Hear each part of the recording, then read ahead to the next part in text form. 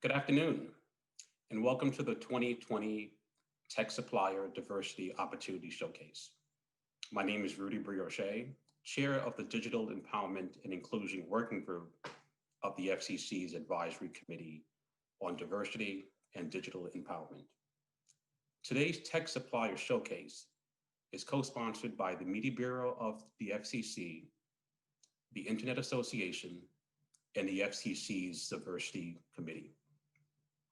While these organizations have sponsored today's event, today's program is fueled by people, the many women and men in the technology, media, and telecommunications sector who share an abiding commitment to the virtues upon which this country was founded, to the principle that everyone, irrespective of their background, should have equal and equitable access to the American dream, and to the belief that public service is a shared responsibility of not only government, but also the private sector businesses, nonprofit organizations, civic organizations, think tanks, and academia.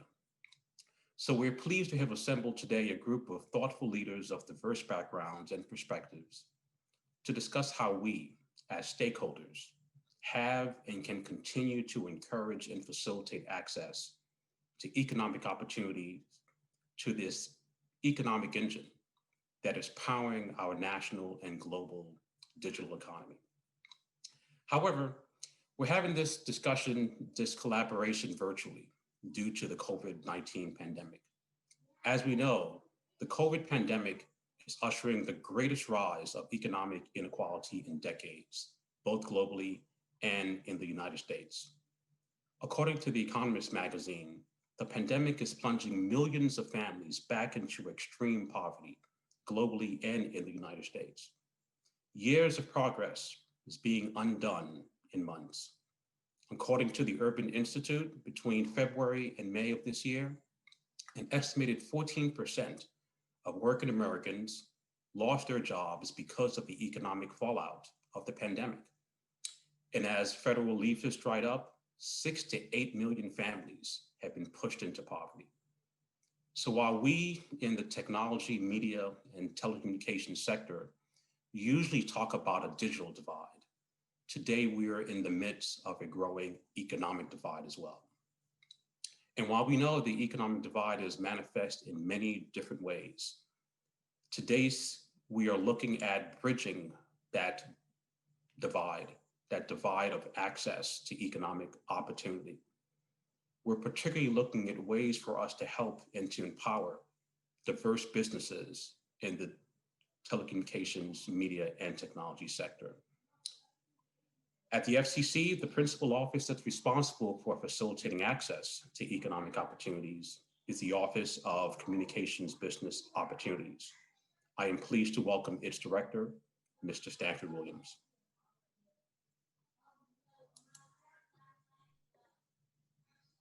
Thank you very much, Rudy. I appreciate that. Good afternoon, everyone. My name is Sanford Williams, and I'm the director of the FCC's Office of Communications Business Opportunities, or OCBO as we like to call it. Welcome to the FCC Technology Opportunities Supplier Diversity Showcase. OCBO promotes competition and innovation in telecommunications ownership and information services. The office also supports opportunities for small, women-owned, and minority-owned communications businesses. First, I want to thank the Advisory Committee on Diversity and Digital Empowerment, ACDDE, we like to use acronyms in the government, for organizing this showcase, including Committee Chair Anna Gomez, Committee Vice Chair Heather Gate, and the Digital Empowerment and Inclusion Working Group and Diversity and Tech Working Group for spearheading this event. Its chairs, Rudy Brioche, who, and this is an inside joke, informed me he has shown great global leadership during the pandemic. I'm sure he has. And Dr. Nicole Turner-Lee, and also subgroup co-leads S. Janelle Trigg and Susan R. Allen. They've been very instrumental in organizing this event. Second, I want to thank the Media Bureau's liaisons to the committee, Jamila Bess Johnson, Julie Salmier, and Jamil Kadre. And third, I want to thank my OCBO teammates for their assistance with this event. Andrea Brown, Cara Greer Johnson, Shauna Wilkerson, Maura McGowan, Sharon Stewart, Belford Lawson, Carolyn Williams, Larry Hudson, and last but not least, Celeste McCrae, who's been very helpful in publicizing this event. The importance of this event is illustrated by the presence of many talented people for this effort to address and facilitate supplier diversity. Amongst those talented people is our next speaker, Chairman Ajit Pai. Chairman Pai joined the FCC as a commissioner in 2012 and was named the chairman in January 2017. The son of immigrants from India, Chairman Pai is the first Asian American to head the agency. During his tenure, Chairman Pai's top priority has been to close the digital divide and connect all Americans, regardless of race, gender, religion, or sexual orientation, with digital opportunity.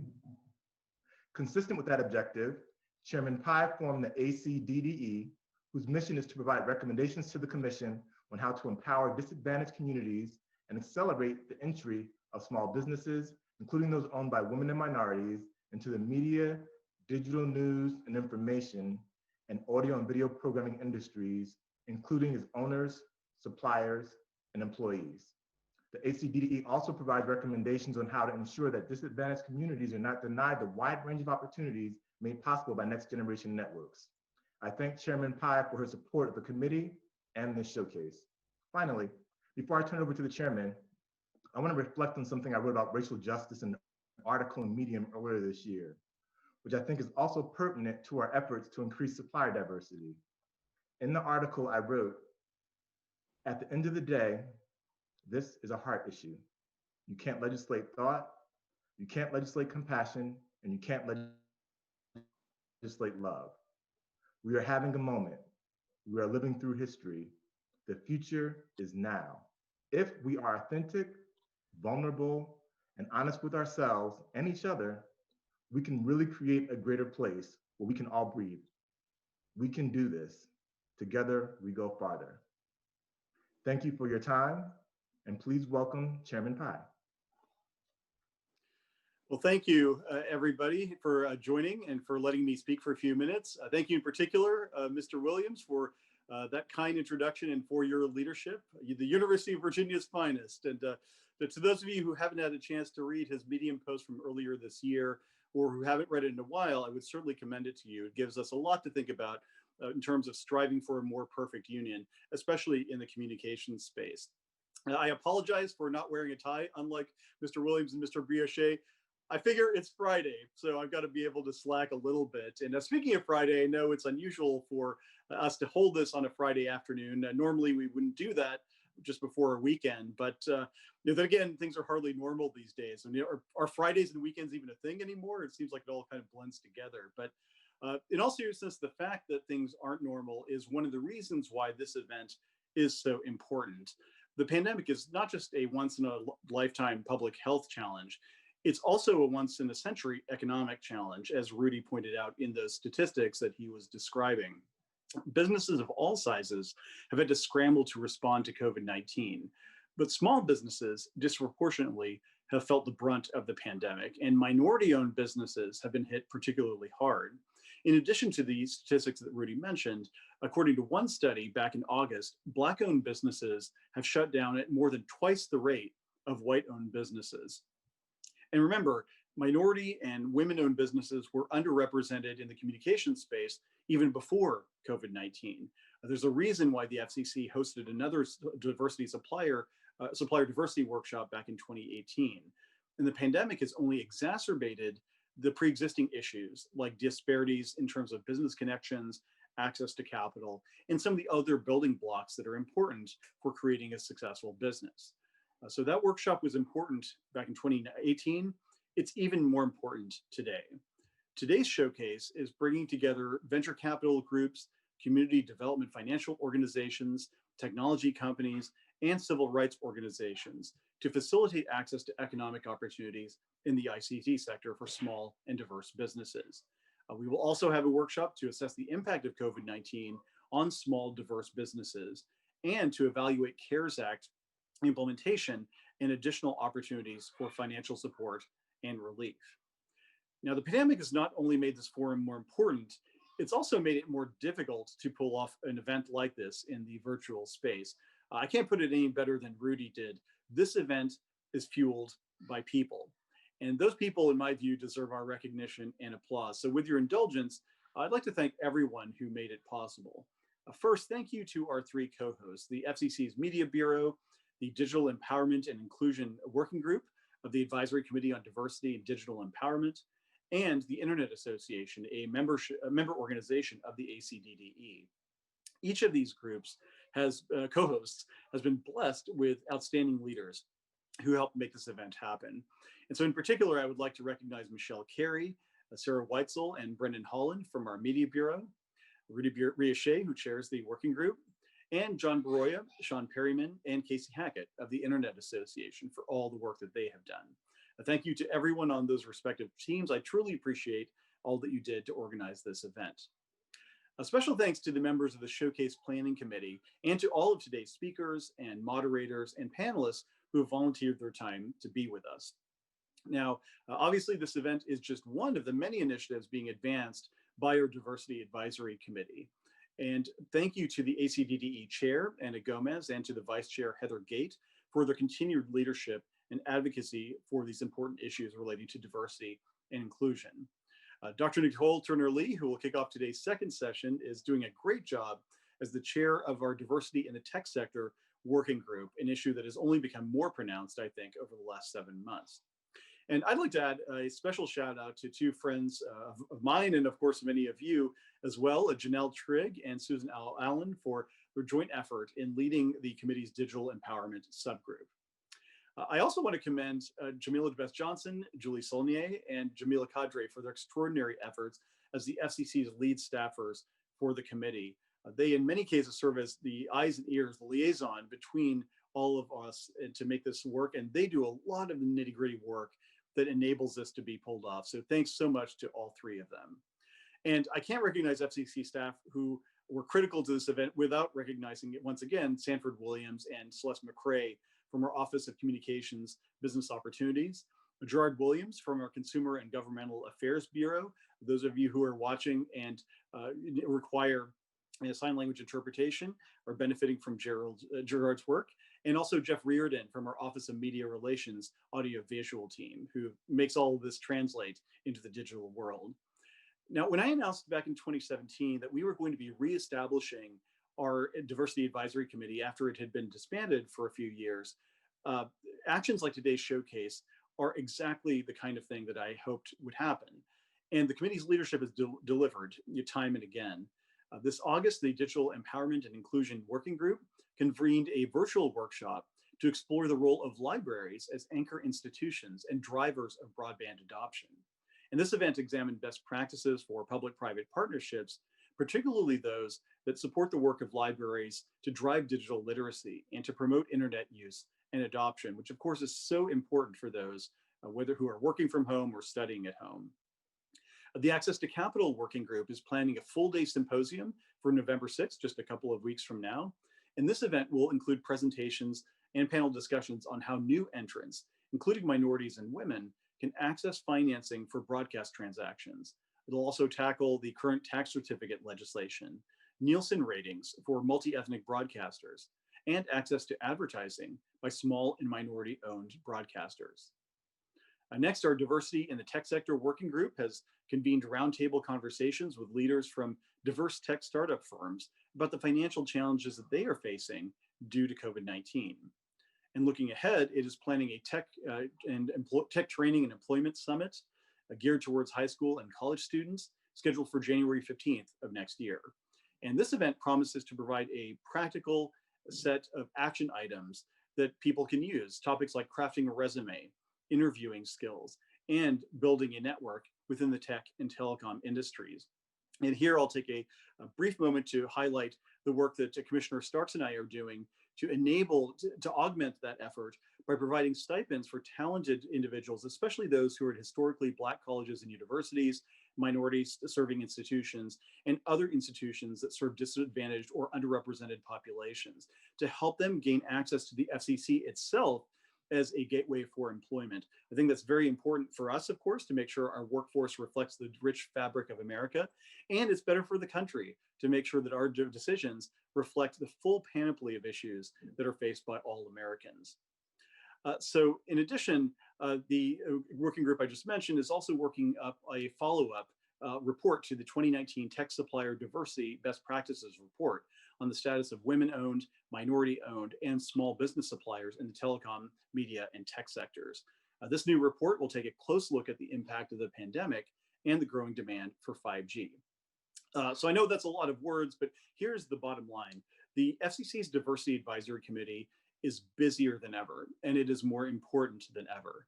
This dedicated group of professionals who volunteer their time and their energy and their passion have truly met this moment with a sense of purpose because they share the important goals of diversity and inclusion, as do we. I know I speak on behalf of all of my FCC colleagues when I say thank you for the role that you are fulfilling in bringing the full promise of digital inclusion to all Americans, regardless of what they might happen to look like, where they might happen to live, or any other characteristics. This really defines what the public interest means. And so I'm so grateful to all of you for the work that you've done. I hope you have a great showcase. I hope you stay safe, and I hope you have a great weekend. Thanks for letting me intrude upon the proceedings, but I do want to let you know that this showcase has my full support, and I'm so glad to see that the Diversity Advisory Committee is planting a flag on these important issues. Thank you. Well, thank you. Well, thank you very much, Mr. Chairman. It's a pleasure to be part of this working group that you have assembled. You do many things. One of the things that you have to do is to look and to select the right talent to lead the various advisory groups that advise the FCC. And in this case, I have to say that you have scored a perfect 10 in your selection of the chair of the Diversity Committee in selecting Anna. Anna Gomez is a partner at the Wiley Ryan, and she represents the Hispanic Bar Association. So everyone, my chair of the Advisory Committee on Diversity and Digital Empowerment, Anna Gomez.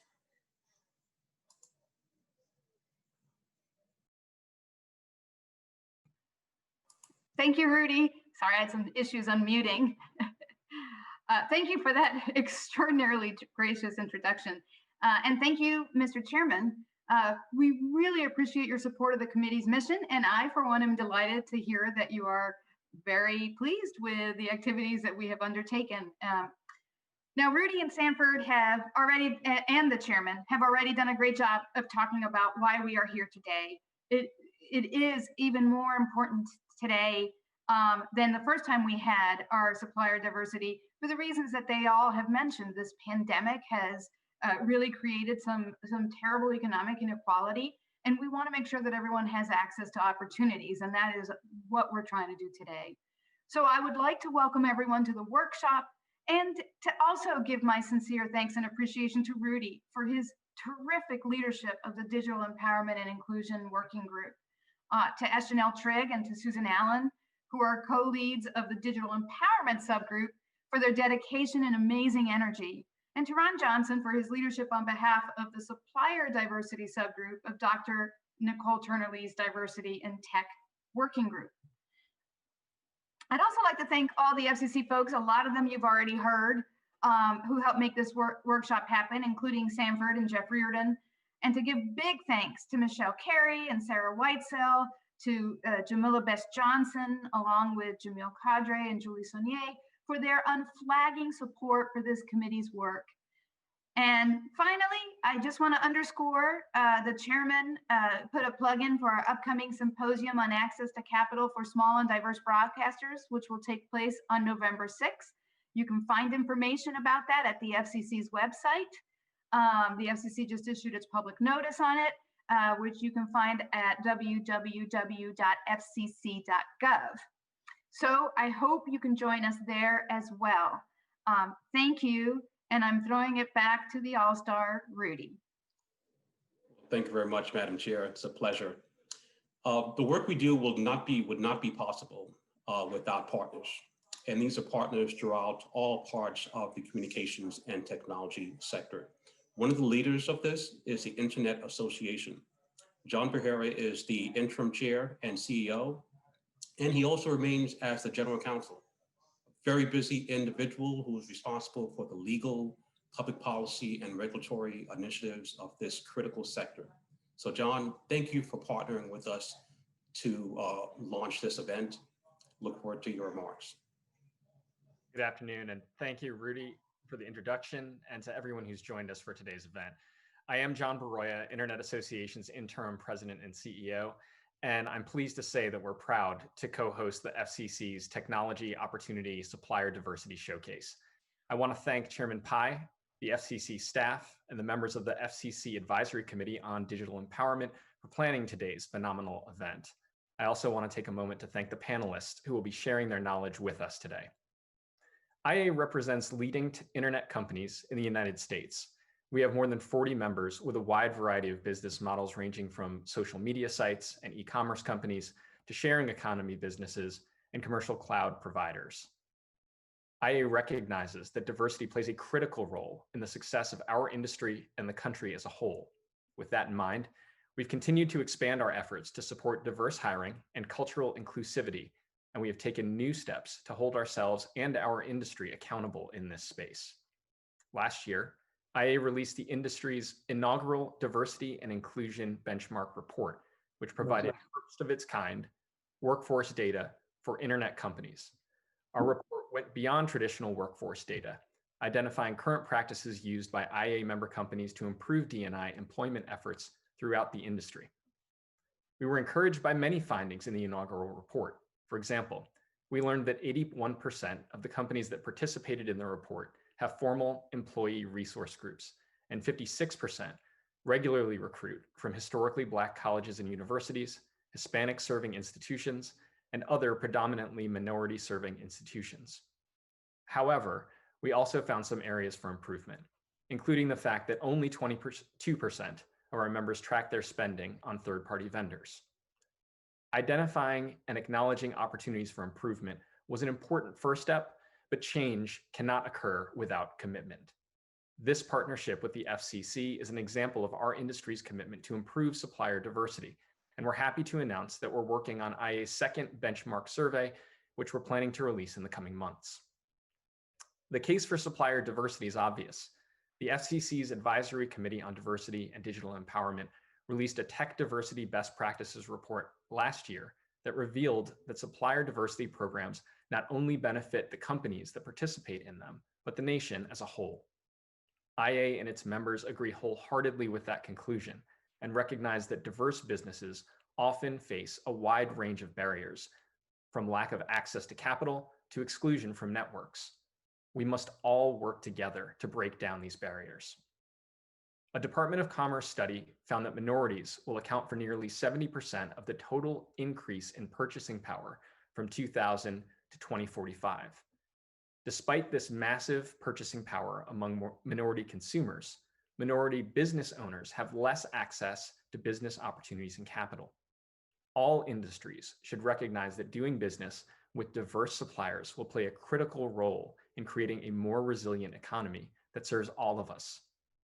We understand that there is much work to be done to address this and many other important issues related to diversity and inclusion in the internet workforce. But again, change cannot occur without commitment. And we hope that today's discussion leads to more collective action by our industry to break down barriers and support diverse businesses. Thank you again for allowing me to join today, and we look forward to having an engaging discussion. Thank you very much, John. Thank you for the continued partnership. We have a lot of visions and ideas, but at the end of the day, it requires dedication and hard work. And as I said, while the technology, media and technology sector drives the national economy, in our group, what's been driving this group to pull together and to develop this collaboration, this virtual event we have, is no one else but S. Janelle Trigg. Janelle Trigg is a lawyer of practice and a member and chair of the Privacy and Data Service Security practice in Lerman Center. She's representing the Wireless Internet Service Providers Association. She's the co-lead of the Digital Empowerment subgroup of our committee. As Janelle, this program, this event would not be possible without you. So it's a pleasure to introduce you to this virtual event and to let everyone know that it is through your hard work and through your commitment for not just this particular program, but for years that has allowed the FCC, the industry, to really focus on ways to help to empower small, diverse businesses across the board. That has been part of your life's work, and it's been a pleasure working with you throughout this event. So it's a pleasure to introduce you virtually. Thank you, Rudy. It's an honor to work with you, and it's an honor to be co-lead of this Technology Opportunity Showcase. I'm delighted to have everyone join us. Good afternoon, ladies and gentlemen. As Rudy mentioned, my name is S. Janelle Trigg, and I'm delighted that you have joined us for the first of two events that we will present from the ACDDE on supplier diversity. We're planning a more comprehensive symposium in the spring of 2021. This event is a showcase. It provides tools, resources, information that small businesses, minority women-owned businesses, all types of diverse businesses can use to help survive this economic downturn, as well as hopefully thrive for the future. First, I'd like to recognize my remarkable co-lead, Susan R. Allen, who's the National President and CEO of the U.S. Pan-Asian American Chamber of Commerce Education Foundation. Susan, it has been such a pleasure working with you. Your insight into the challenges faced by small and other diverse businesses, especially during these tough times, is honest, timely, and critically important. Thank you, my friend. I also recognize the members of our planning committee. As Rudy mentioned and Anna mentioned, a cooperative effort between our two working groups of the Diversity Committee. Your dedication and commitment to helping us address these challenges is very important and has been a wonderful collaboration with each of you. Thank you, everyone. We appreciate the continued support of the FCC in our efforts to promote diversity, inclusion, and equity. And we also thank, of course, our DFOs, the incomparable J's, Jamila, Julie, and Jamil, for leading us through multiple meetings and emails and conference calls. Let's get started. For this showcase, we use the term diverse communications businesses, DCBs for short. As Sanford said, we love acronyms in Washington, DC, to include businesses and entrepreneurs at every stage of development or growth, involved in the communications, tech industry, media industry that meet one or more of these following criteria. Small businesses, whether they're defined by the Small Business Administration, a state agency, or the FCC's own size standards, women-owned businesses, minority ethnic-owned businesses, LGBTQ-owned, veteran-owned, disability-owned. We all know that small businesses have been the engine of the United States economy, and yet we're losing, as mentioned, small businesses at twice the rate, and many minority-owned businesses. When we speak to communications and tech, we're talking about radio, television, cable, telecommunications, internet-based businesses. And in fact, today, any business with a website, an app, or using technology to streamline their businesses, streamline their content, their goods and services and distribution, will benefit from today's showcase. Given COVID-19 and today's tough economic times, all types of businesses have had to adapt to the increased use of technology. We want you to not just survive, we want you to thrive. So to this end, so we can better assess your needs, our audience, we would like to have you answer a few polling questions.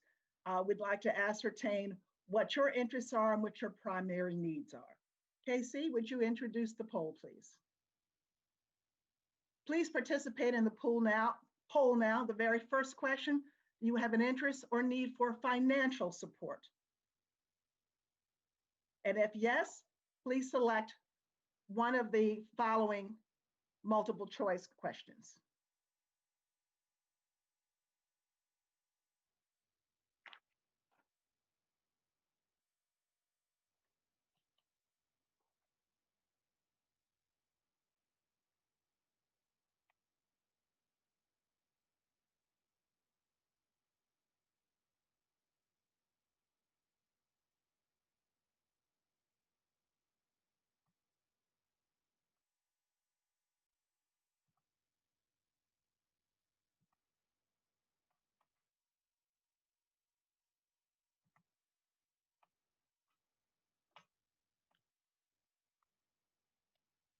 Casey, do we have the results? I think we need a few more minutes to take. Okay, not a problem. We have the unique opportunity here to get your input so that way we can direct some of the questions and the specialty expertise of our next panel of the very first session, which is access to capital. So these questions are very important. Thank you for participating.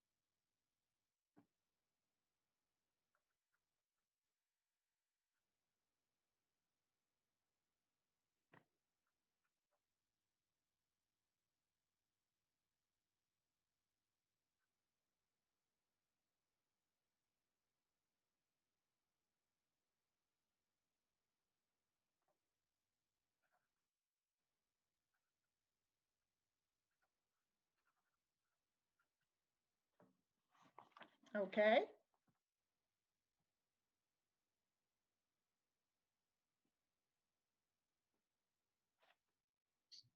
Okay, we're sharing the results.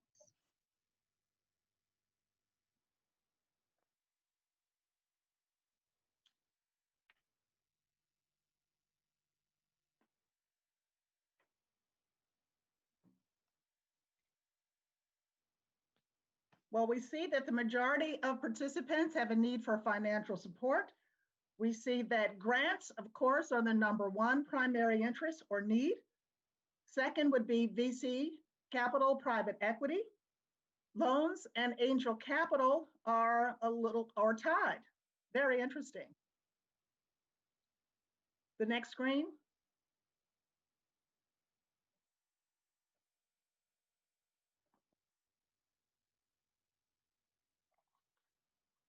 Casey, do we have the rest of the results in terms of? Yeah, I think you just need to scroll on your screen. Okay. That helps. Thank you. Okay, primary purpose, expansion or growth. Quite a few people are interested in startup support, as you can see, and operating funds. No one needs money to pay off debt. I guess that could be a very good thing. In terms of applying for stimulus money, the majority did not.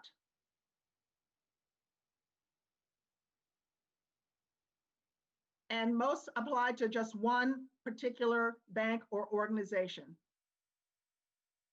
Those that applied or those that did not receive any stimulus, there's a majority. Only 33% received government money, stimulus money. And the biggest obstacle was they did not apply. And many did not know or understand the process. Okay.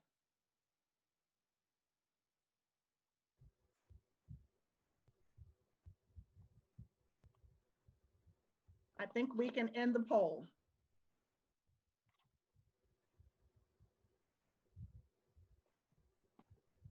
Thank you, Casey.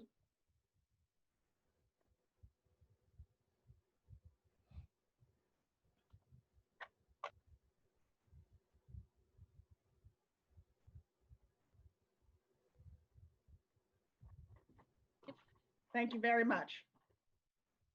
Well, thank you for your input. We have an excellent program for you today to hopefully answer some of these questions and address your needs. Our first session is Show Me the Money, Traditional and Alternative Sources of Capital. The moderator is our very own Clint Odom, who is Senior Vice President, Policy and Advocacy and Executive Director, the Washington Bureau for the National Urban League. NUL has been very involved in the economic issues created by this prolonged pandemic. And Clint is a dear friend, a fellow FCC, former FCC colleague.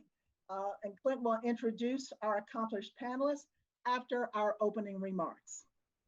As the former Assistant Chief Counsel for the U.S. Small Business Administration's Office of Advocacy, it's now my honor to introduce William M. Manger, Jr., the Chief of Staff for the Small Business Administration and Associate Administrator for the Office of Capital Access. I direct you to his full bio in the agenda, but here are a couple of highlights of Bill's work. The Office of Capital Access helps make funding available through banks and other lending partners to small businesses that cannot otherwise obtain loans. In this appointed position, Bill has responsibility over the SBA's entire loan portfolio program and its policy, including its flagship 7A and the 504 loan program, amongst others. He manages a $120 billion portfolio of direct and guaranteed loans, 9 operation centers, and 560 employees of the SBA's Office of Capital Access. Bill understands the needs of small businesses from his prior experience at the SBA as regional administrator, where we first met, and as the Associate Administrator, Director of Field Operations. He's also served as Managing Director at Brock Capital Group, a boutique law firm, a boutique investment bank in New York City. In that capacity, he advised and supported small to medium enterprises in their efforts to raise capital and expand their businesses. Ladies and gentlemen, please join me in welcoming Bill Manger. Thank you very much, Janelle. I certainly appreciate the introduction, and I appreciate being able to join you all here this afternoon. It's a great opportunity to be able to speak to you from the Small Business Administration, where we remain committed to continuing to work to reopen America's small businesses as business owners and their employees strive to deal with the pandemic. While our focus over the last few months has been providing relief to the small business community through the landmark Paycheck Protection Program, the SBA has remained open for business. From our traditional loan programs to targeted microlending and through partnerships with local community institutions, the Small Business Administration is committed to opening up avenues of funding to small businesses and entrepreneurs across the country. In addition to these more traditional forms of funding, SBA also participates in the Small Business Innovation Research Program. Through a public-private partnership, the SBIR program seeks to stimulate technological innovation and enable small businesses to explore their technological potential to meet federal research and development needs. And just to finalize what we've been doing with the Paycheck Protection Program, Janelle spoke about our normal programs, but I do want to just by comparison say that the Paycheck Protection Program operated for approximately 4 months, and we were able, through almost 5,500 lenders across the country, including fintechs, we were able to get $525 billion out to 5.2 million small businesses and not-for-profits. So that was basically, unprecedented in the history of the Small Business Administration. For example, in the first 14 days of the program, we did 14 years worth of regular lending. So anyway, it's been quite a substantial initiative, and one that really has helped many Americans across the country with their small businesses and helping them keep their employees on payroll during this pandemic. So thank you very much.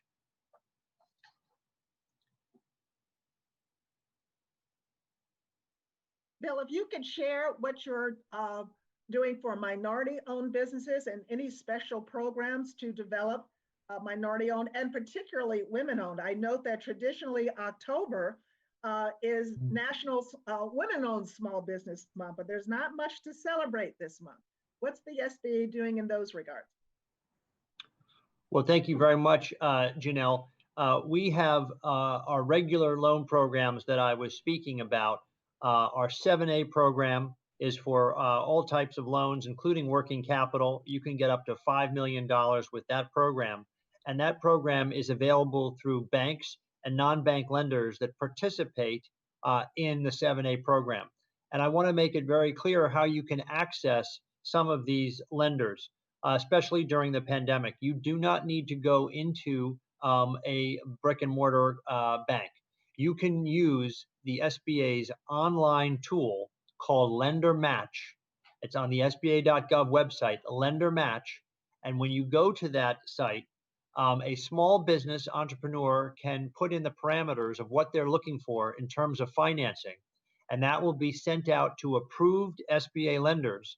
And within 48 hours, the small business entrepreneur will get pinged back, through an email with a lender if they are interested in making a loan to that small business. So you can do this from just having an internet connection, and you can, again, reach out to all SBA approved lenders who will look at your situation and further talk to you after they review what you've submitted. I do want to just highlight also our microloan program, which had a record year despite the pandemic. And that is actually off of last year's record. So in that program, this past fiscal year, which ended September 30th, we got out $85 million. Now, that may not sound like a lot of money, but when you realize that our microloan program is making funding available to the smallest entrepreneurs with an average loan size of only $15,000, that was a lot of loans to make $85 million worth of microloans. Those loans are excellent loans for someone who is starting a business because it comes with mandatory technical assistance and training by the lender who will assist you before you receive the loan and after you receive the loan. And the intermediary, the lending intermediary, is a not-for-profit that's licensed by the SBA, and they get a grant to be able to provide the technical assistance to the small business. And certainly that is a much better option, getting a microloan, where the interest rates are, I think right now they're 7 or 8% at the highest.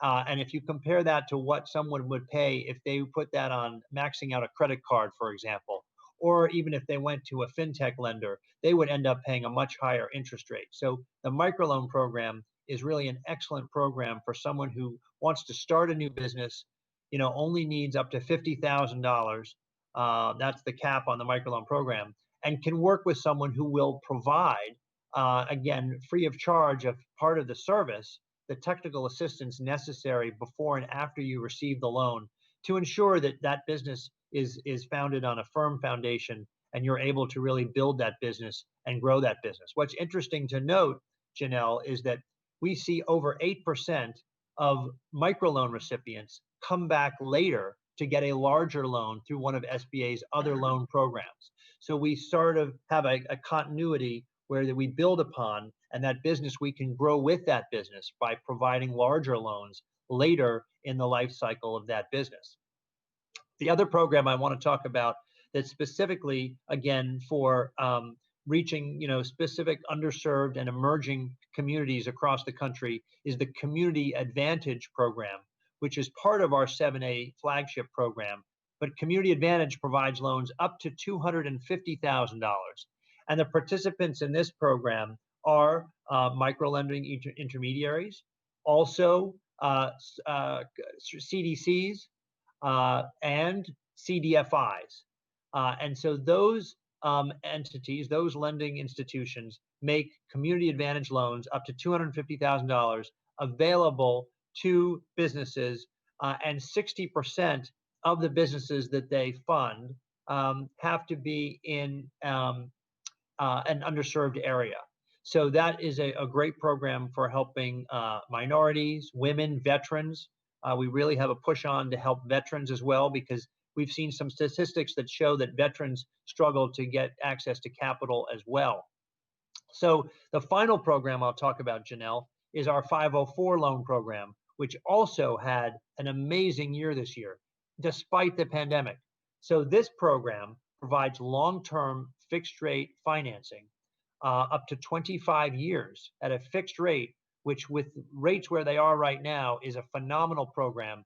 And it's specifically designed for someone who wants to purchase fixed assets.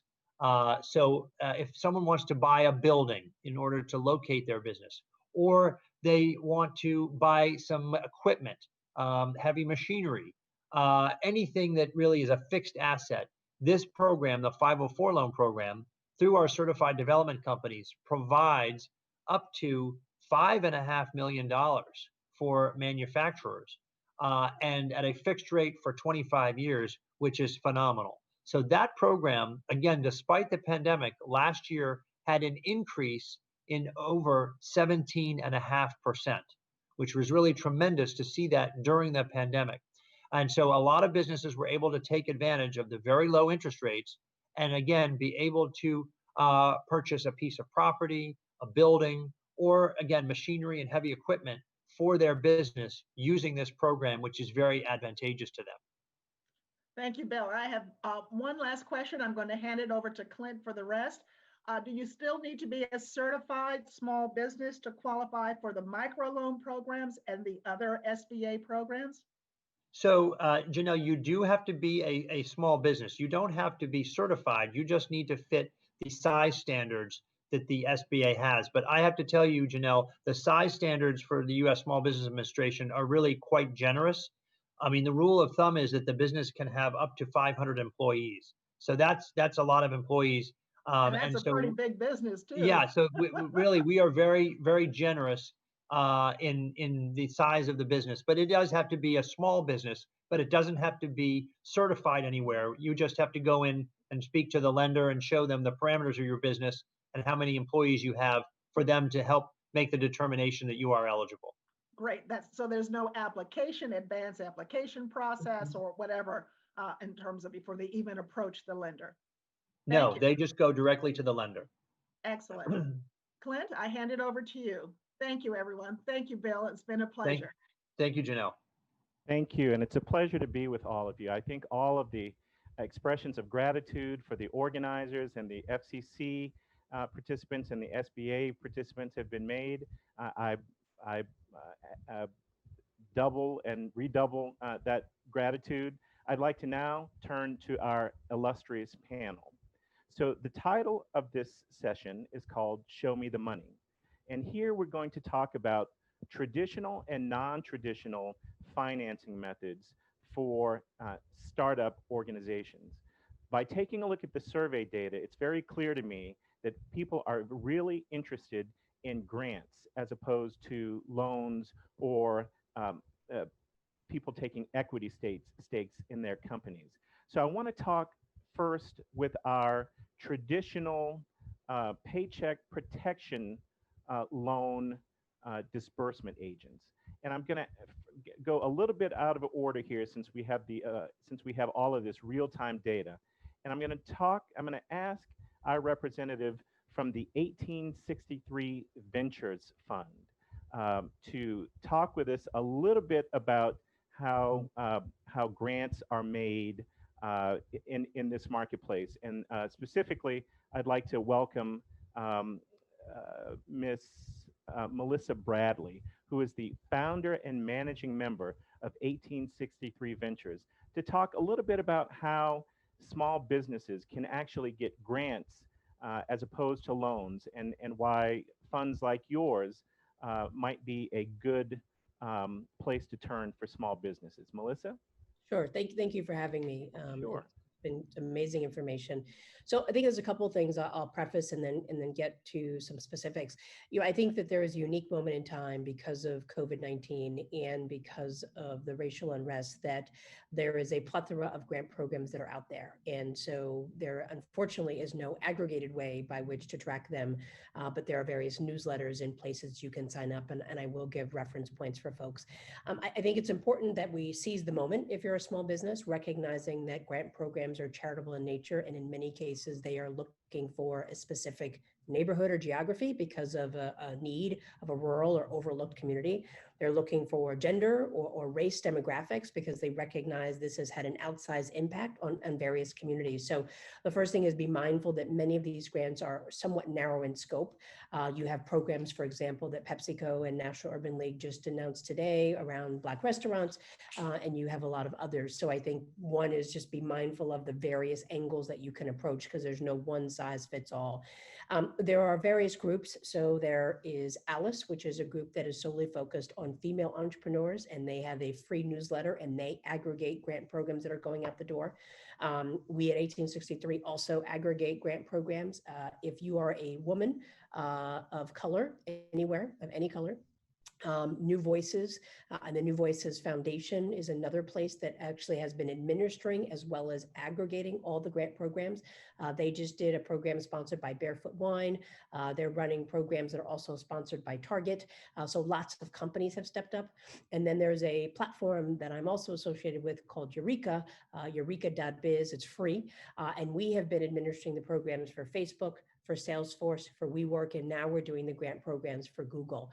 Because they're talking about massive amounts of money, we did $100 million for 15,000 businesses in 3 months. Many of these large companies and foundations who have these dollars are looking for intermediaries. So the final thing I would say to folks is look for trade associations that you may be a part of.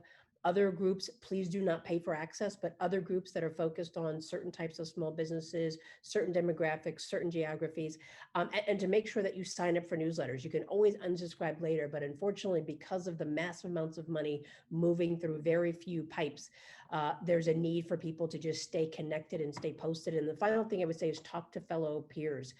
Lots of programs are out there that exist that other people are turning folks onto, but I am sorry to say that there's no one-stop shop, but lots of programs. And my sense is that many of them will probably come to a close near the end of the year. So if folks are interested to be sure to be on the lookout.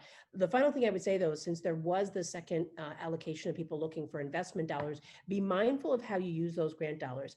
If you've never raised money before, this is an amazing opportunity to show that someone can give you money and you can actually achieve the desired outcomes and milestones with those dollars. That's what traditional investors are looking for. So this is a chance to not just think about the immediate needs, but if you know you're going to need some long-term funding, use those grant dollars for sunk costs like an accountant. Get your books together, get your systems together, make sure you've got your paperwork, and make sure that you're using those free non-dilutive dollars to make you even more attractive for more traditional funding. Well, thank you. Oh, Melissa, can you hear me? Yes, I can. Okay, perfect. So you're not going to get away from me without explaining the beautiful story behind the name of your fund and the mission that you are pursuing, because this is a noble pursuit, and we want to give a little shout out to what your mission is. I appreciate that. So 1863 is the year of the Emancipation Proclamation. We are very aware that not everyone knew. It took up to 2 years for people to get the message, but we're using that as a moment in time where there was a policy and law enacted that allowed and created an opportunity for African Americans in particular to be able to achieve their economic power. We know there were subsequent opportunities where those pathways were terminated, such as Tulsa and others, but we use it as a starting point to recognize the opportunity that we have as a community, and we've expanded that to be new majority, which we consider any person of color, with the goal of creating $100 billion of new wealth by 2030. The idea is that we as business owners, particularly those of color, however you define yourself, tend to be some of the largest job creators in our community. So there is an opportunity for us to leverage this policy enactment in 1863 to have an outsized multiplier effect in our communities that have been historically devastated through the means of entrepreneurship and economic empowerment. Thank you for telling me that. When I read it online, it really was emotionally moving. So thank you for the work that you're doing, a real mission-oriented player in this industry. I'd like to turn next to my friend Yankee Searling, who's the Executive Director of the Business Center for the New Americas.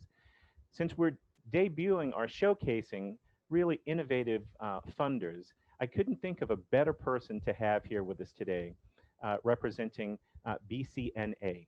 Now, Yankee, I'd like you to tell us what it means for you to be an SBA microlender and a community advantage lender certified by the United States Department of the Treasury. What kind of products are you putting out there in the market, and how can our listeners connect with you? So first, Clint, thank you. I'm really pleased to be here, and it's great that Bill is also listening, Bill Manga. So I wanted to first address the question you had about grants. So what happens very often is when there are programs funded by government organizations like the SBA, people assume that they're primarily loans. So while our function is to provide access to capital, whether it's a microloan, we are one of 150 micro lenders here in the US, and we're one of 100 community advantage lenders. But what was possible through the CARES Act was there was many sources of funds which actually ended up being like grants, like the PPP program. And then also under the CARES Act, any SBA microlender or a CA lender, if you had an active borrower on your books, they automatically received 6 months of loan repayments, which was like a lifeline for small business owners. It was a lifeline for organizations like ours, because we are investing funds. For the microloan program, we borrow funds from the SBA, and we make a small profit margin from the loans we make, and we also get a grant from them to provide technical assistance. But for the Community Advantage program, we actually have to go out and raise the funds ourselves. But if it's approved by the Small Business Administration, it's generally 80% guaranteed. So in terms of borrowers, we have borrowers in 26 sectors that have come to us for loans. And what I really encourage everyone all the attendees is to go to sba.gov. They have a really very comprehensive menu of products. Business Center for New Americans, we offer 2 SBA funded products, the microloan program, which goes up to 50,000, and the Community Advantage program, which goes up to 250,000. But I really encourage everyone to go to their website, and then you'll see the full menu of loan products that they have that Bill went through over, at the start of this discussion. So I don't know, Clint, if you have very specific questions that people may have, because I want to make this as practical as possible. I am with you 100%. I want to make sure that people have a little bit of background about who you are so that they can direct those questions. I'm eager to get those questions directed to you. And just one really quick question. Can you tell us the profile of your typical borrower, both in terms of their background and the size of the microloan product or community advantage product that people are seeking? So our borrowers range from, we have one client who comes once a year during just before Valentine's Day to borrow $500 so he can sell roses on the street. And then on the other end, we have a client who owns 6 grocery stores. And he's obviously a good fit for the Community Advantage program. And he initially borrowed, as Bill had mentioned, he borrowed a microloan first from us. And then because we have several banks that have invested in our loan fund, we're able to offer 2 other products. One is a line of credit, and one is a loan product of $75,000. And that helped prepare him so that he was eligible to qualify for the $250,000 through the CA program. So it's really quite a wide range. These, for someone who's marginally involved in the lending business, I can tell you, I have not heard very much about these programs. So this is just such valuable information. And I want to turn next to our guest from City First Bank. City First Bank, for those of you who may not know, is on the precipice of becoming the largest Black-owned bank in the United States. This is a bank that is, if all goes well in the first quarter of next year, will merge with another Black bank based out in Los Angeles. And I'm blanking on the name of the bank, but the union of these two will be the biggest Black bank in the United States. So I'd like to turn to Sonia Wells, and my dog would like to ask some questions as well, Sonia, so be prepared. He's a tough, tough questioner. You have experience, Sonia, with the Paycheck Protection Program, and we've heard so much about this program. We've learned from the poll that we've just taken and other polling, however, especially done by Color of Change and Unidos US, that very few Black and brown businesses turned to this program during the depths of the crisis. And those that did were looking for a loan of average size of about $10,000. And more often than not, those borrowers were turned down. City First was one of the banks, I believe, that processed some of these loans. And also just want to remind our viewers that some $159 billion that had been set aside by the government to be processed was never taken. That's how much was left over when the program expired. So it's clearly a lot of need out there that's not being met. What was City First's experience in the PPP program? Well, first off, I'm glad that your dog has such tough questions to ask me today. And by the way, the bank that we're merging with is Broadway Federal. That's located in Southern California. That's right. That's right. Great. As it relates to the PPP program, it's very interesting. So, we processed about 127 PPP loans totaling about $32 million. And we're really proud to say that 83% of those funds were deployed into low and moderate income communities, and 36% did go to minority businesses. So I think we did a really good job in deploying the capital. As to why so much funding was left on the table, I would venture to say that, it was a bit of a complicated, process. And oftentimes what we find is a lot of small businesses, particularly minority businesses, are not as prepared as we would like to, see them be prepared when you're coming to a bank to apply for funding. And so the SBA is, very specific in the type of documentation that was required.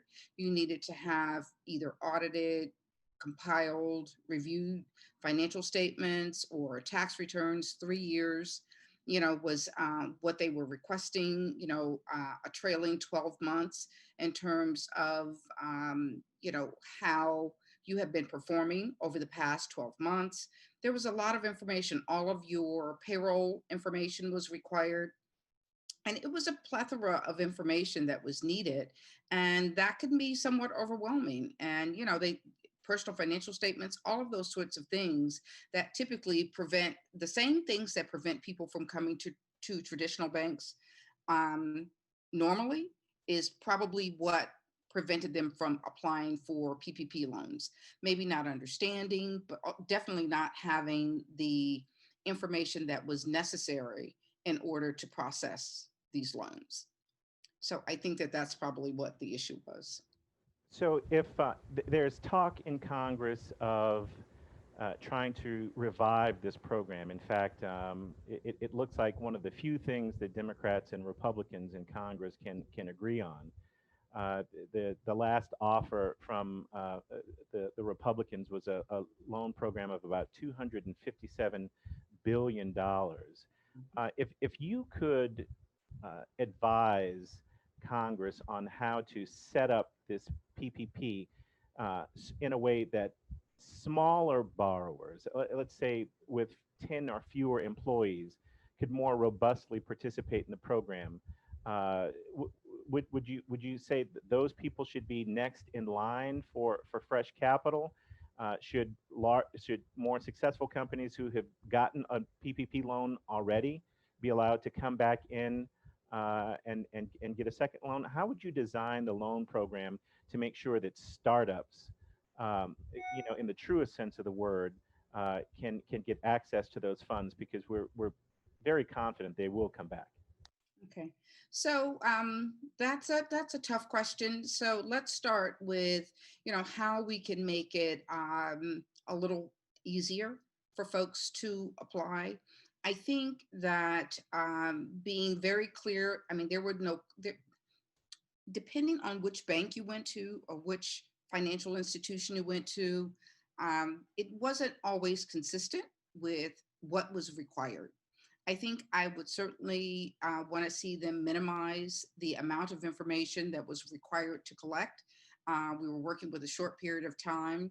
Toward the end, of course, there were lots of funds left, and we did have more capacity than in the very beginning, because people thought the money was going to run out, which indeed it did in the first round. But making it simpler for folks to understand what documentation was needed.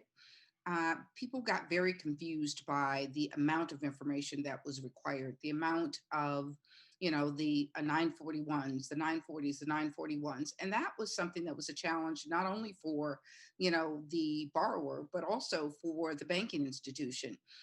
While we know how to underwrite loans from the standpoint of debt service coverage and cash flow and all of those things, banks were not really that familiar with underwriting for the purposes of payroll. So you're looking at a different set of documents and a different level of information. So that's one thing that I would say as it relates to startups. I mean, we had loan requests as, I think our smallest might have been somewhere in the $7,000 range, up to 10 million. So I think we did do a good job in processing applications for individuals of varying sizes. And we did a lot with individuals that were sole proprietors, that were independent, not independent contractors, but that owned their own businesses. And, where they were working off of Schedule C and those sorts of borrowers. So I think that folks were aware. So say, for example, if you were a realtor, we had a lot of realtors come through our shop because, they were, basically 1099 folks. And, everything, ended up on their Schedule C for the most part. So that, we processed a lot of those applications. So that average dollar amount was about $20,000 or $21,000. And we got those through as well. So we got very good at doing that. And I think a lot of folks perhaps did not understand, if I don't have this, then I probably can't apply. So, but you do have to have some financial information and documentation. So being prepared with that is really critical. If you're successful in your loan application, and you follow all the requirements of the program, the loan does convert into a grant. Is that correct? So for even for or is forgiven rather. It's forgiven. It does not have to be paid back. So for those people who are interested in grants, PPP could actually serve that purpose as well. Is that correct? Yeah, no, absolutely. Basically, if you were able to retain your employee base, or even if you weren't able to retain everyone, but you were able to rehire folks up to the standard or to the number that you had when you started, then absolutely, it was geared and designed so that the majority of it would be forgiven. Now, different people, you have to make sure that everybody was using the funds as it was designed. So for payroll, to support your occupancy cost, your rent, utilities, even internet, and those sorts of things, everything that was needed to really support the operation and keep the business going and keep employees there. So if those funds were utilized for those purposes, yes, it was designed for the majority of it to be forgiven. But in the event that it was not, if you had any portion that was not forgiven, then it was still set up as a very favorable program, because keep in mind, this was 100% guaranteed by SBA, in addition to the fact that, the rate was, initially it was to be paid back over 24 months. In the second round, they converted that to 5 years. You were given a longer period of time to spend the money, because 8 weeks was found to be a very short period of time in order to use those funds. And 5 years, 1% money. So it was very attractive money that you could get. And it's not often you're going to get any money at 1% interest rate. No, that's the truth. I want to turn now to a different type of lender or financing that's available. I'm going to turn to our guest from Intel Capital. For those of you who may not know, Intel Corporation is one of the largest corporations in the world.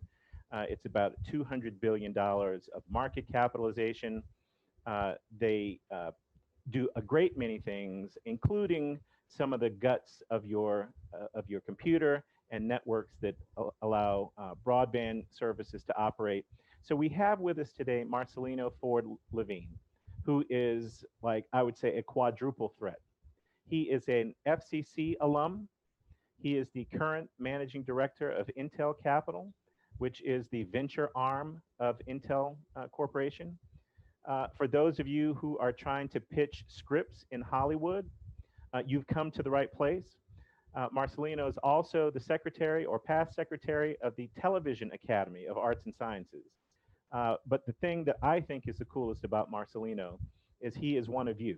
He's a fellow startup founder. And I know he's never forgotten his roots and never forgotten the reality of the struggle. So Marcelino, I want to welcome you to the panel, and I want to ask you to talk a little bit about Intel Cap, what it does, and how the nature of your financing relationship with third parties is a little different than a grantee or a borrower. And talk a little bit about your new leadership role in the company, helping to create a better diversity and inclusion culture at Intel Capital and the company more broadly. Sure, Clinton. It's always nice to have your chief cheerleader moderating your panel. So thank you for that, my friend. Seriously, it's a pleasure to be here. So to cut to the chase, Intel Capital is considered a corporate venture capital firm. There are different types of venture capital out there. There are financial VCs that get their funds that they invest, and they go to a variety of different sources, pension funds and others, foundations, family offices, other entities where they can pull together a fund, and that fund has a specific purpose. The folks that run that fund usually have a particular background in a particular area, and they invest in those types of businesses and opportunities that they know.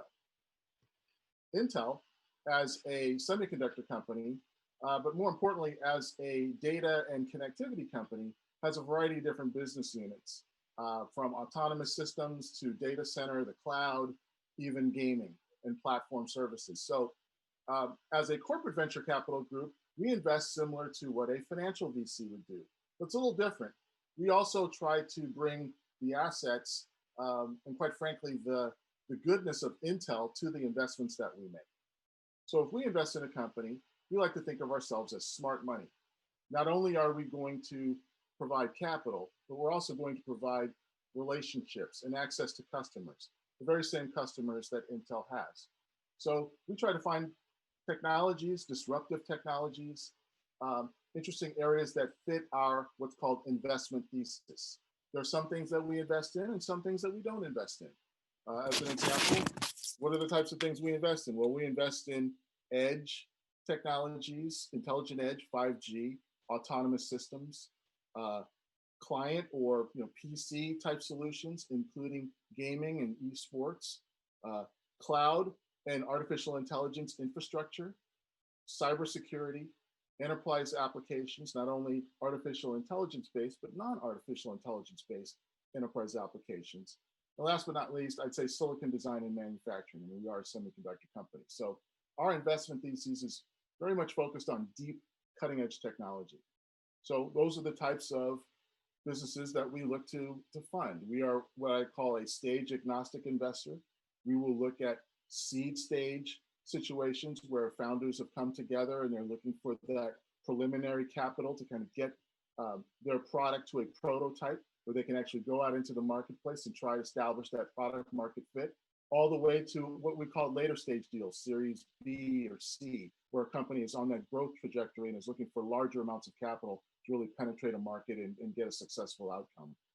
In terms of, you'd asked about some of the things that we're doing from I'd say a racial equity kind of a financing perspective and what our commitment is. You know, I'm proud to say, Intel Capital has had a strong history of promoting diversity and inclusion when it comes to our investments. For example, back in 2015, our company announced one of the first and largest commitments ever, a pledge to invest $125 million over 5 years in startups led by women and underrepresented minorities, Black, Latinx, and Native Americans. We met that goal 2 years ahead of schedule in 2018, but we didn't stop. In 2019, we invested a record $170 million in companies led by diverse teams, which represented roughly 35% of our investments. So this year, we've actually redoubled our efforts and we've really challenged ourselves to more than double our investments, for example, in Black founders over the next 5 years, so that by the time we get to 2025, roughly 15% of all of our new investments will be in Black founders, as an example.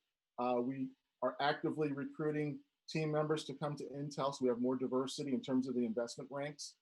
And we also have a program internally where our employees can apply to compete to start their own internal businesses. We call them intrapreneurs.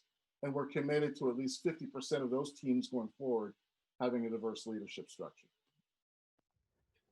I appreciate that. Can you are there any examples of the kinds of companies that you've found, that you've supported, or founders that you've supported that are people of color?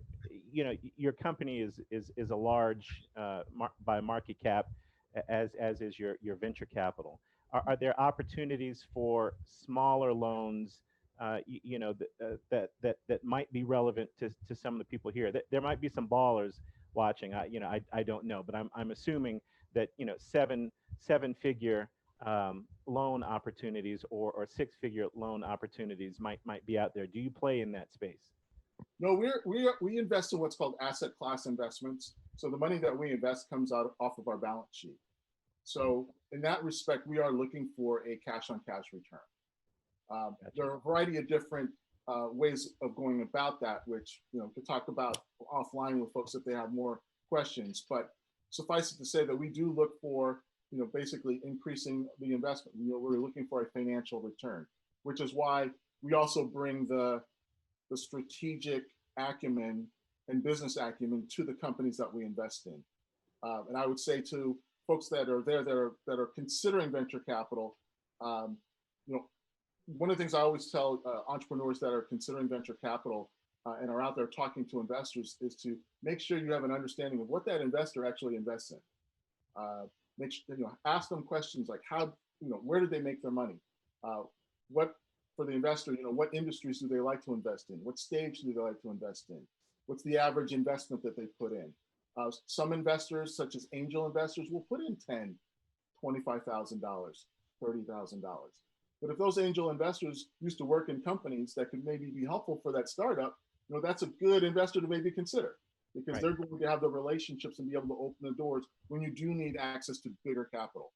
So I would say don't discount what the venture community can do, because there are a lot of Black and brown angel investors out there that have significant experience, possibly in the areas that these businesses have created business plans for. Thank you for that, Marcelino. I want to inform our audience that we were hoping to have a fintech representative here from PayPal. Unfortunately, because of a last-minute emergency, we weren't able to have Mr. Barboa here, the supplier diversity manager at PayPal. But we do have a great relationship with the company, and we know that they're going to provide some materials for us to post on the website, and we will be able to get the benefit of their expertise on the supplier diversity side of the ledger. But I want to save the last kind of question from me to Dr. Frank Spampanito. There you go, Spampanito, who is the Associate Administrator of the Office of Government Contracting and Business Development at the U.S. Small Business Administration. We've heard a lot today from a lot of our panelists about various roles that the SBA plays in perhaps underwriting product, loan or grant products, micro-lending products. But we want to talk a little bit to Frank about what his role is in the Office of Government Contracting and Business Development, and what our audience members need to know about what the SBA can do in this realm. Frank, can we get a little background on what you do in your day job every day?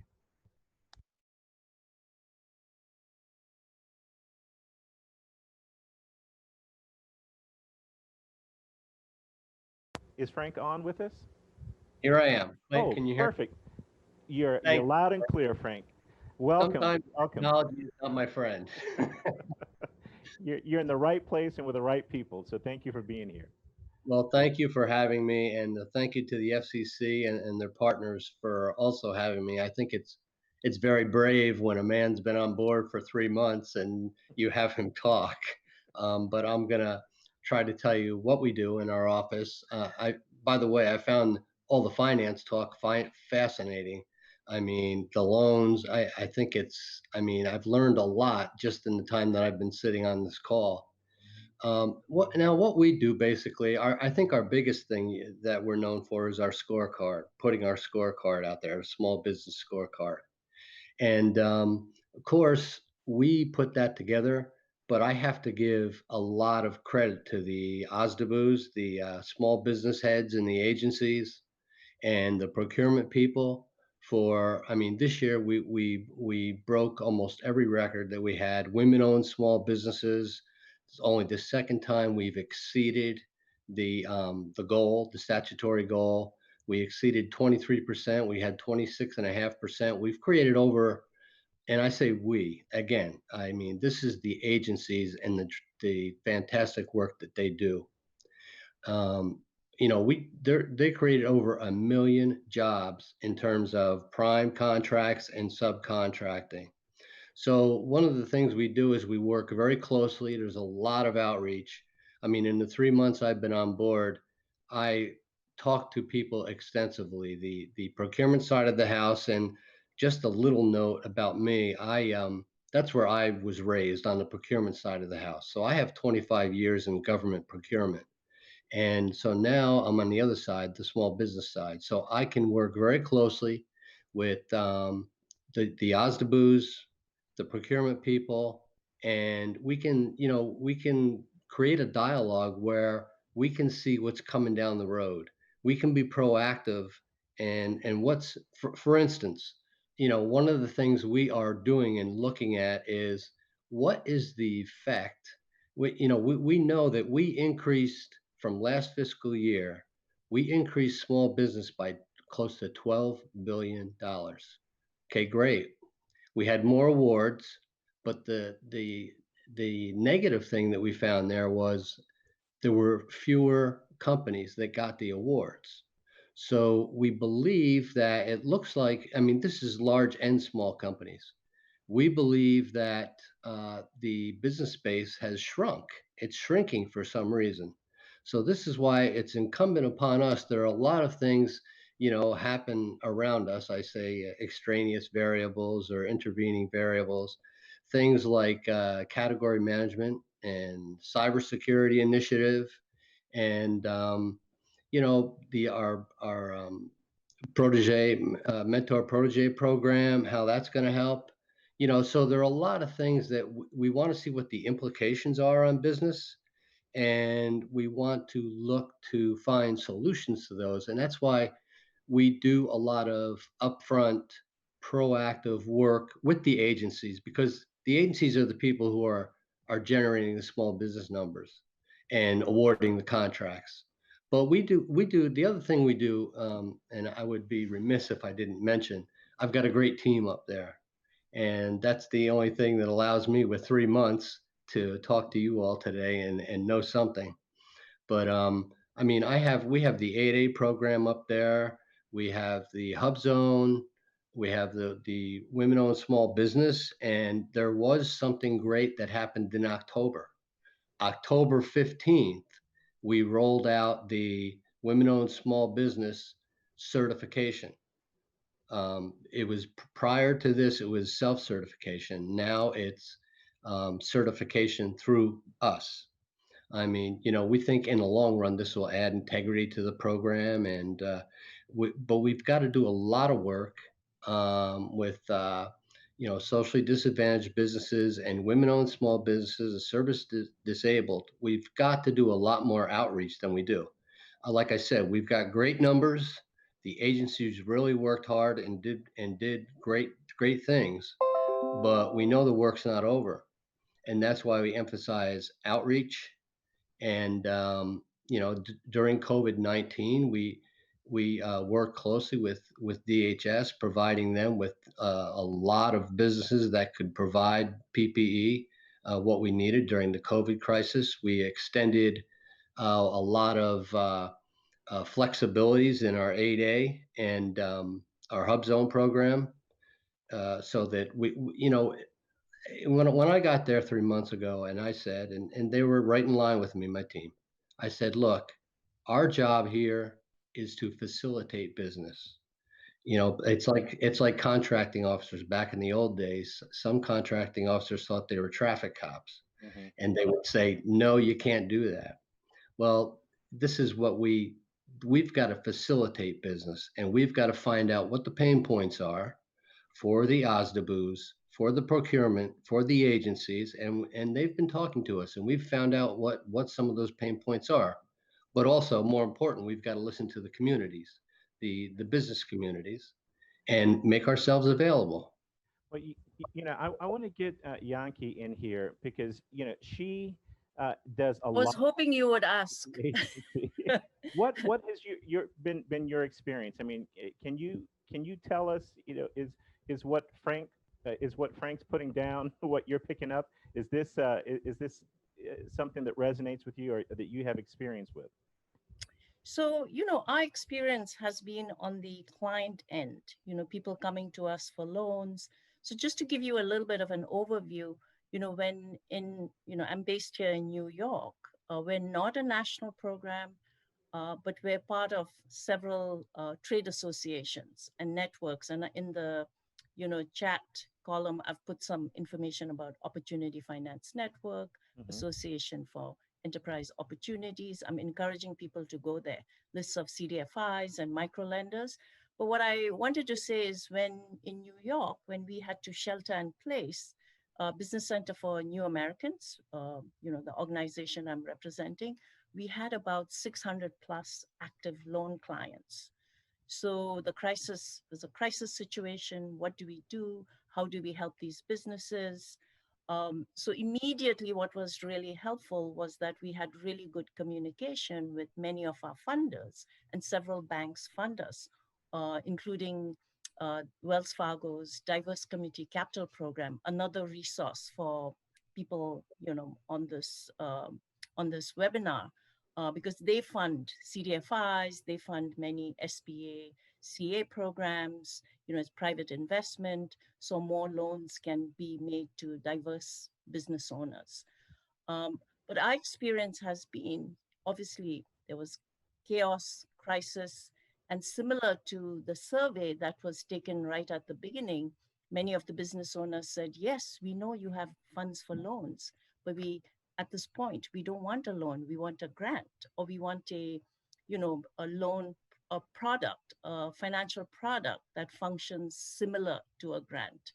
So it was really helpful under the CARES Act. You know, the SBA provided loan repayments assistance, but unfortunately we couldn't extend that to our other programs because we have programs funded by the CDFI fund at the Department of Treasury. So those clients didn't get that resource. But at least the clients who had the large loans, CA loans, were able to benefit from the CARES Act. So there is demand for financing, but in general, all our clients are saying, yes, we do want an emergency loan. We reduce the interest rate. As a SBA intermediary lender, we could offer loans at 8.25%, but we decided to offer it at 3%. What we also did was we took some of the interest income and we created a grant program for some of our clients, like the person who comes in for $500. They were really desperate, and many of those clients were also ill with the virus. So, you know, we said, okay, we're going to have a grant program. We're going to raise some money through GoFundMe. We've asked some of our funders to contribute money into that program. And then clients qualified for the CARES Act. And we also made emergency loans using the funds that we had borrowed from the SBA, because any loans made as of September 27th qualified under the CARES Act to benefit from the loan repayments. So I don't know if I'm answering your question, Clint, but basically, you know, we had to really, I think the right word is hustle, right. Be as creative as our clients and figure out a way to help them so they could keep their businesses. Unfortunately, I would say about 30% of them have had to close their business, but those who've benefited from PPP loans, not all of them did for some of the reasons that, you know, Sonia mentioned. I'm hoping if there is a next round, it's going to be more flexible. It shouldn't just be extended for keeping employees. I think it should cover other expenses, especially rent. There's a big crisis because many of our small businesses are in debt because of rent owed. And then there was another point I was going to make, but it escaped me. But anyway, I don't know if I'm adding to what. No. Absolutely. Yes. And now what I don't want to dominate the questioning anymore. And as between all of the panelists, I encourage you to raise your hand or you know, do some sort of pyrotechnics if there's a point that one of your colleagues is making that you'd like to chime in on. Some of the questions from the audience I'd really like to get to. And I'm going to ask this question of our folks who are in the CDFI business and the diverse banks. If you're MDI, I think we probably have at least a couple who meet that criteria. Several of the small not-for-profits and diverse businesses have told us about the challenges that they had with the larger banks in accessing PPP funds. Demands that borrowers have checking accounts and savings accounts and other deeper relationships. Would you improve this program, this PPP program, by having a bigger participatory role for MDIs and CDFIs? And do we think that can move the needle with borrowers? And I'll start with Sonia, who I think has a view on that. Well, absolutely. And I think toward the end, after what happened in the first round and all of the media exposure that was given to some of those very large, profitable organizations that, you know, applied for PPP funding and got them just because they, you know, could, and, you know, they were, you know, they qualified to do it. But, you know, a lot of the larger banks did require you have to have a relationship. You have to have this account. You have to have that account. So I'm proud to say that with City First Bank, we did not put those sorts of restraints. So we did 127 loans and we did deployed $32 million in capital, mostly 36% to minority owned businesses, and regardless of size. And we worked with them to help them understand how the application was, what was being looked for, the information that was needed.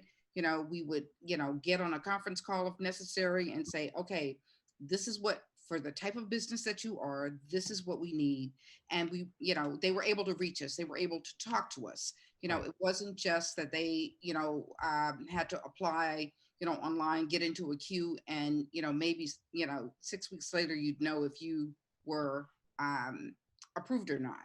Sure. Ours was immediate, and we were able to deploy capital sometimes if people were very organized within a 48, hour window. Sonia, did you see most of that loan activity in your branch locations? Are some of those coming in through the online portal? Now that you have in the first quarter, when this merger is approved, you will have a much wider geographic footprint. Are you anticipating that this loan activity is going to be from people walking into your branch locations or through some sort of web interface? So, we're a single branch location, and, so the majority of everything that we did for PPP was online. And so, because at that point we were, this happened right in the midst of the pandemic. All of our loan officers and credit team, we were all remote, loan administration, everybody. So we pulled this thing together, and we worked some unprecedented number of hours and figured this thing out. We were stumbling along the way to try and figure out how to get it done, but we were able to do it, and we got, capital out to folks, and, we, came up with a system, and, it was really online, and they were able to upload all of the information through an online platform that we had, and that's how we worked it out. So we did not, no one had to come into the branch for any reason whatsoever. It was all remote. It was all online. Excellent, excellent. Marcelino, people are asking if you will reach into your back pocket and loan money. Maybe that's just me. I'm kidding. There is a question, however, about who do we reach out to for investment? Are you aware of? So you talked about angel investors. Are there any associations or sort of one-stop shopping that can connect, startups and angel investors? Anything like that you can share, or any entry into your organization that you could share with people who are interested in talking more with IntelCap? Sure. So I'll answer that. Before I do, you had asked me a question I didn't get the answer in. So you had asked about an example of a company that we've invested in. Yep. One that comes to mind is a company called Niansa. They are an advanced IT infrastructure analytics software company. Company was founded by an African-American gentleman named Abe Ankuma. Company has roughly 50 plus employees, over 100 customers, and the number of devices that they are under their purview are about 20 million monthly. So they have a nice monthly recurring revenue stream. They raised $27 million, which would get them through what we think is traditionally Series B. They're based in Silicon Valley, and they actually got acquired by VMware recently. So they had a successful exit. So it's stories like these that I like to highlight because it shows that people of color can start really intense, deep technology companies. In terms of, I don't subscribe to there being a pipeline issue. I think if anything, you have to meet investors where they are. And we have to do a better job of finding them, but they do, entrepreneurs. We have to do a better job of finding entrepreneurs where they are. So I think you asked the question in terms of how to connect with Intel Capital as an example. One of the things that we're really good at is putting everything on our website. So I would encourage people to go to intel.com or intelcapital.com. Either way, you'll get to a very robust website. There is a contact link on there where interested parties can basically click on that link, and it's broken down by whether or not you are another potential investor or you're an entrepreneur. And there's also a link saying what we invest in. I'm happy to respond to anyone. So if you do click on that link, just put attention Marcelino and it'll get routed directly to me. So happy to do that. The other thing I would say in terms of trying to find out about the venture capital space and entities that do invest in or look for diverse founders, Afrotech is one source, one place that I like to send people to. They have an upcoming virtual conference, and that's really a good place for, I think, folks that are contemplating starting technology-oriented businesses, whether they are business to business or business to consumer. The reason being is that a lot of major tech companies and venture firms will participate in this. And given COVID, it's a virtual experience this year, but that's a good one as well. The National Association of Investment Companies, NAIC, is another entity. National Society of Black Engineers is another one. National Black MBA Association. When you go to some of these larger organizations, you will see those verticals where there are folks that gravitate towards this particular industry, this particular area of financing, whether they're in a financial VC or in a corporate VC. Thank you very much. And we will probably take some documents or some source material from you, Marcelino, and post it on the ACPO website afterwards. I want to pose this question that comes to us from the audience, and this is fair game for anyone, but I'm thinking maybe, Melissa, if you are still with us and can answer, this may be maybe in your bailiwick. The questioner asks, says, I do reskilling the youth and women re-entering workforce. These are people who are returning from incarceration, I'm assuming. How can we leverage the grants for making them workforce ready for post-COVID career options? I don't know if anybody on the panel does that sort of work. The National Urban League certainly does. We have in a number of our affiliates federal grant money to help with people who are returning from incarceration, to give them the skills they need to be competitive and to get out there. But this is really just a jump ball for the panel. If anyone can shed light on this question about people returning from incarceration and grant opportunities for them. Yeah, so I'll jump in if I may, because I used to run a program that specifically worked with returning citizens. So the reality is there are both state and federal credits that businesses can apply for to be able to support payroll for individuals. And so there are actually financing opportunities to subsidize those costs to be able to integrate them into your workforce. Having done this and having advised other companies on this, I think it's also important, to your point, to have a relationship with a local or regional nonprofit that can do some of the other support. I think that there's a transition period, there's upskilling, and there's aspects that you as a business owner, while you may be mission oriented, want to make sure that you're still running a business. And so I think it's important to also find some groups that can help with some of the soft skills and with some of the non-essential factors that may be helpful for them to successfully integrate, and happy to share resources. Thank you very much. And Melissa, you're based in Washington, D.C., is that correct? Yes, that is correct. But you work with people from all over the United States, as well as Africa and Canada. Yep. Perfect. Frank, we'd like to get you in here on a question. Sure. And you've got a whole bunch of people who can help as well, I'm sure. Thank you for sharing your thoughts today. What specific advice do you have for entrepreneurs who are looking to SBIR, STTR as a source of capital? And how can non-government procurement leaders help steer entrepreneurs toward government contracts and SBIR, STTR? Okay, due to my short tenure, I don't have a lot of experience with SBIR and STTR at this point. But what I would say is, like I said, we have extensive outreach, and you should never be shy about reaching into my organization. I have a great team. You can reach into me anytime, call me. I will get you the right people that you need to talk to, because I think outreach, person to person, it's more difficult these days because of this, the COVID thing. And, we don't get out to conferences and talk to people face to face. But, I mean, I'm always available. And like Bill said, we're working down at headquarters. I'm not there today, but we're there like 4 out of 5 days a week, and sometimes 5. So, and now we're letting other people into the building too. Very carefully, but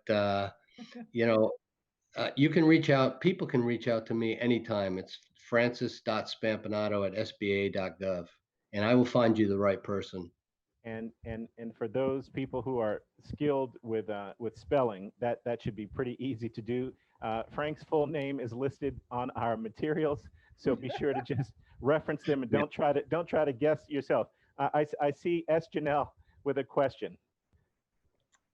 Thank you, Clint. First of all, our second session will have an expert on workforce training, as well as some of the programs that are available for reentry and workforce, as well as college graduates. So stay tuned for session 2. Dr. Frank, I would love to ask you a follow-up question in terms of trends in federal procurement. Sure. You noted that the numbers are very high. Is that the same for state procurement as well as private procurement? And are there particular areas that our audience would be interested in, where they can find contract opportunities, RFPs for communications, tech, whatever? So it's private and state procurement numbers as high as federal. Do we see a little spreading of the wealth? Yeah, I mean, I'm going to have to get back to you on that because I don't know. Okay.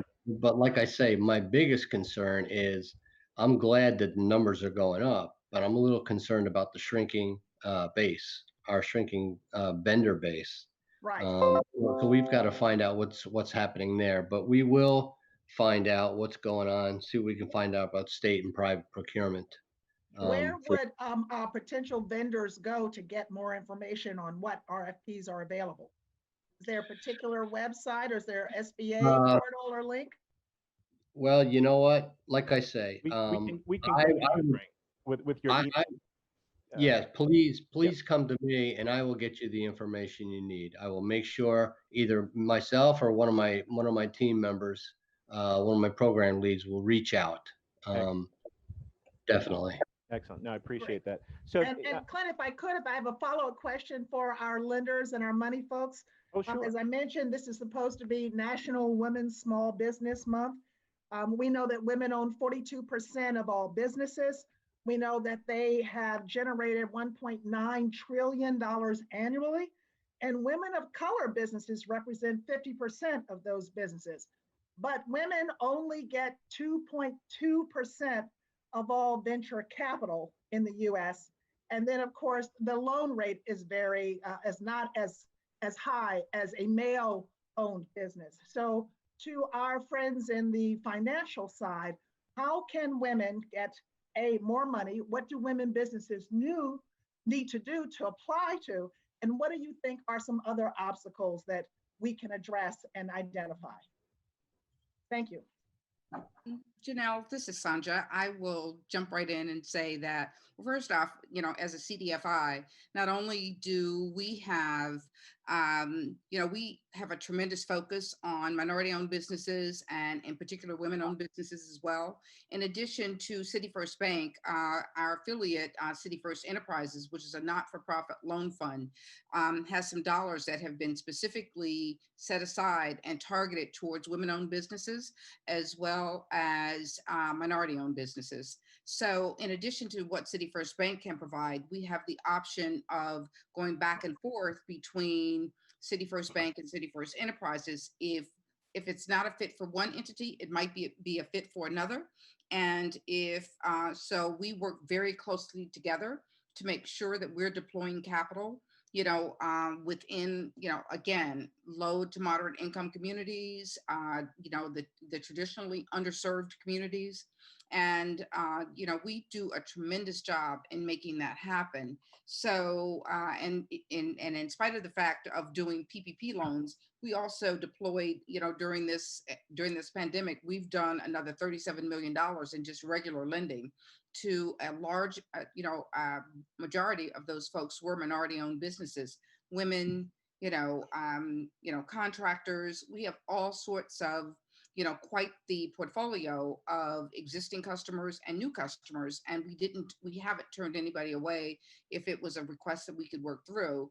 And we found ways to kind of we have what's called a unitranche program, where if, say, for example, if someone needs a higher loan to value on something, and it's, fits all of our mission criteria for both City First Bank and City First Enterprises, then we've got a very specific product that allows us to go above and beyond what your traditional banks would do. So between City First Bank, City First Enterprises, we have a tremendous outreach for borrowers that you just identified. So any other panelists? can I jump in? Sure. Please, Yeah, please. so, if you're based in New York City, if your business is based in New York City, my information on our loan funds was posted on this website. I think, sent it on to Janelle. Please contact us. But the other thing I urge you to do is the SBA has women's business centers. They're more than eager to make loans, because generally what CDFIs have found is there's a very high rate of loan repayment among female entrepreneurs.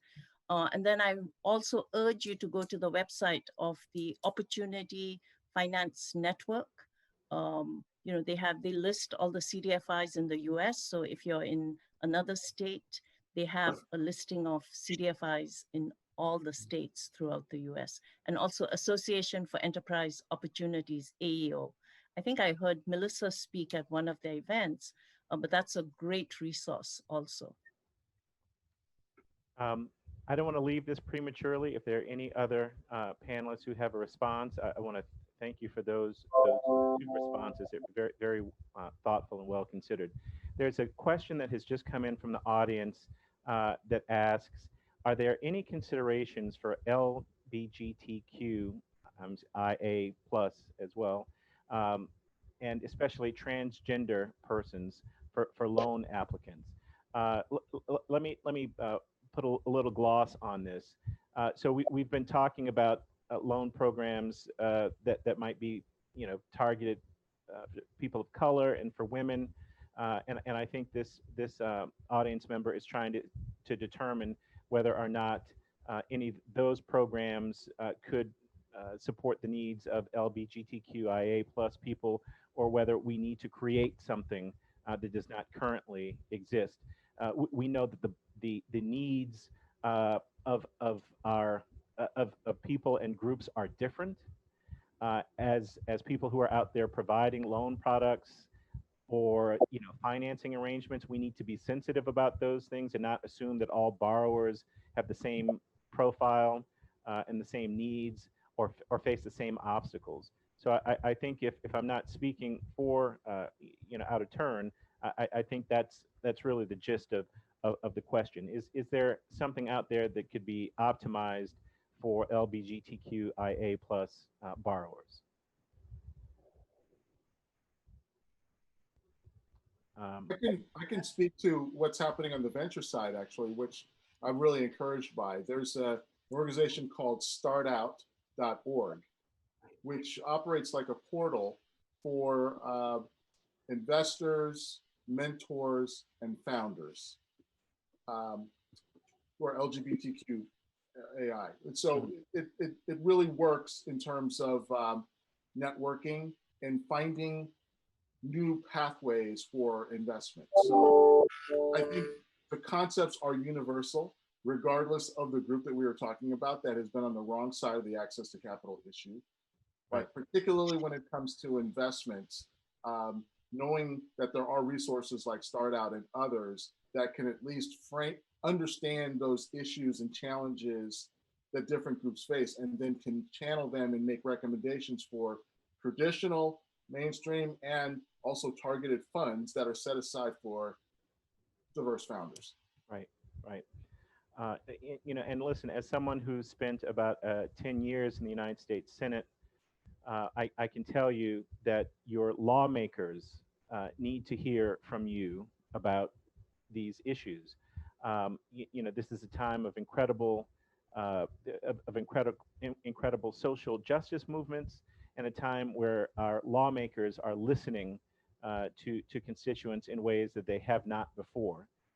If I can help connect the questioner to leadership on the Senate Small Business and Entrepreneurship Committee, or the House Committee on the same, of the same thing, But while money is being distributed and policies are being created to address the pandemic, there are a lot of important things that need to be fixed. This is certainly one, and I'd be happy to help connect you to any of those people, on the Hill. Clint, can I just chime in? Yes, absolutely. If I Please. may, I'm sorry. I'm an advisor to Start Out, and as a gay founder and investor, I think one of the things that it doesn't directly answer the question, but to the offer that you made is this issue of data collection. One of the largest data repositories of investment is PitchBook, and they only collect gender, they don't collect sexual orientation, they don't collect race. And unfortunately, too often it's been because people wanted to minimize the perception of bias and what do they do with that data. But the reality is the data moves the needle. And so really proud of Start Out and some of the research that they've been supporting, and now moving more into the traditional capital markets and looking at how do people, A, feel safe identifying, and B, how can that data be captured for the advancement of and not the prohibition against. But I think that as somebody who has been out there and has raised money and is part of a venture-backed company, I think the identity piece is challenging across the board, but data, if people are willing to figure out and help legislators create ideas and pathways that would be collected safely and used to promote and not hold back, I think we'd be a lot farther along to help dispel some of those perceptions. Because my sense is, anecdotally, there are lots of existing venture-backed companies as a proxy that are run by members of the LGBT community, but are we publicly telling people? Not always. And so I think when people feel comfortable with a data set that has a proven track record, it'll make it a whole lot easier. I couldn't agree more, Melissa. And maybe one of the models for those kinds of built-in protections around data, one of the best models could be the census. So I know we've, at the National Urban League, we have been really involved in trying to drive census participation.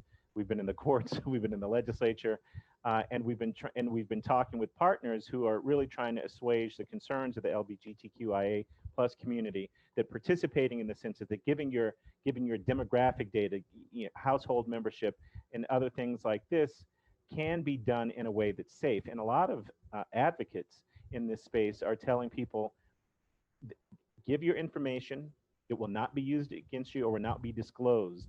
Having just interviewed one of the leaders of that community, I think that there may be some place there for that kind of model of data secure. But I take your point.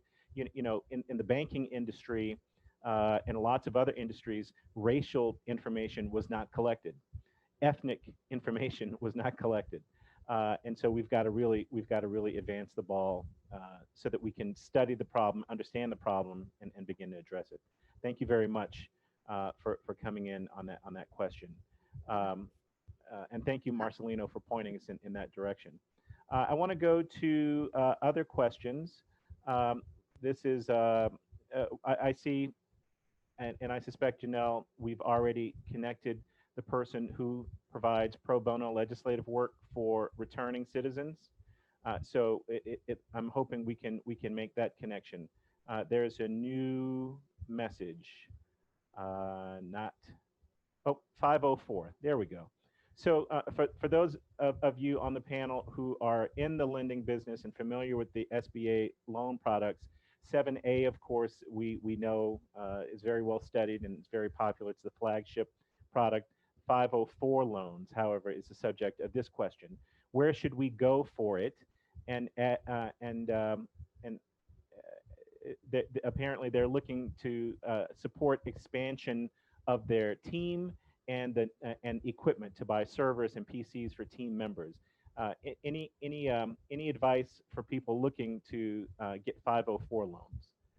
So we do 504 loans and really offer all of the SBA products, the suite of services. So we do SBA 504, we do 7A, we do SBA Express. So for the most part, I believe that most banks offer the service, but we absolutely do work very closely with our CDC partners and providing SBA 504 lending for borrowers. Okay. And just, this is my dumb question, and please pardon my ignorance here. I know that you can be both a bank, like a depository institution, and you can also be a CDFI. Which entity processes these loans? One or the other, or both? So we're designated as a CDFI and we're a bank. So we're hybrid. And so, but we're only a commercial bank. So while we do have a single branch, and so we do deposits, both commercial and consumer from all 50 states. As it relates to lending, though we are nationally chartered, we do lending in the DMV, DC, Maryland, Virginia, Pennsylvania, and Delaware, which is the same geographic focus of our new market tax credit group as well. And so, the designation, there's no difference. We don't differentiate between the bank side and the CDFI side. Yeah. We're the collective. So Clint, if I may add, so Business Center for New Americans, we're not a bank, but we're a CDFI. So we're certified by the US Department of Treasury, which means we qualify and we can apply for grants, which is really helpful because it's an investment into our loan fund. It's not a loan, it's an award. But we're also certified by the SBA as a micro lender and a CA lender. So a CDFI can be several things. You can be a CDFI, SBA micro lender, and an SBA CA lender, and also a bank, as Sonia's pointed out. We are not a bank, but we are a CDFI, and we're also a SBA certified micro and CA lender. And then also City First Enterprises they're a not-for-profit, and they are a loan fund, and they are a CDFI, which is one of our affiliates. So we have both. Okay. Well, listen, this has been, I know for me as the person asking these questions, just incredibly informative. I've got so many questions in the queues. We're going to capture these questions and we're going to try to get answers back to everybody. But I would like to wrap up this session of the showcase by thanking all of our brilliant panelists for being here today. The information that you've provided, which is always buried and so inaccessible, has just been laid out on the table in a beautiful display. And I want to thank you for doing that. I'm going to turn back to our fearless leader, S. Janelle Trigg, to take us into our break. Is that correct, Janelle? Yes, thank you, Clint. Thank you, everyone. Thank you to each of you. This has been a wealth of knowledge. We do have some resources on the FCC's website under our particular showcase page. So there will be links as well as material. You can follow up there. We're now going to take a break until 3:30. We will start session 2 promptly at 3:30. Thank you to each of you. Thank you, everyone. Please come back. Thank you.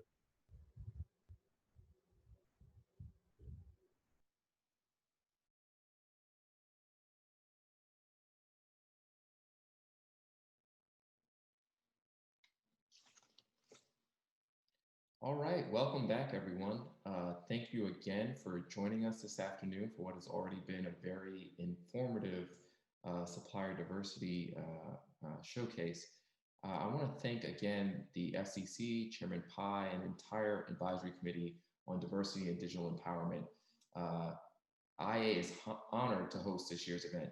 My name is Sean Perryman. I'm the Director of Social Impact Policy and Counsel here at the Internet Association. Prior to even joining this committee, I used the committee's work to guide IA's own efforts. Last year, we did our first benchmark survey, which measured the internet industry's practices.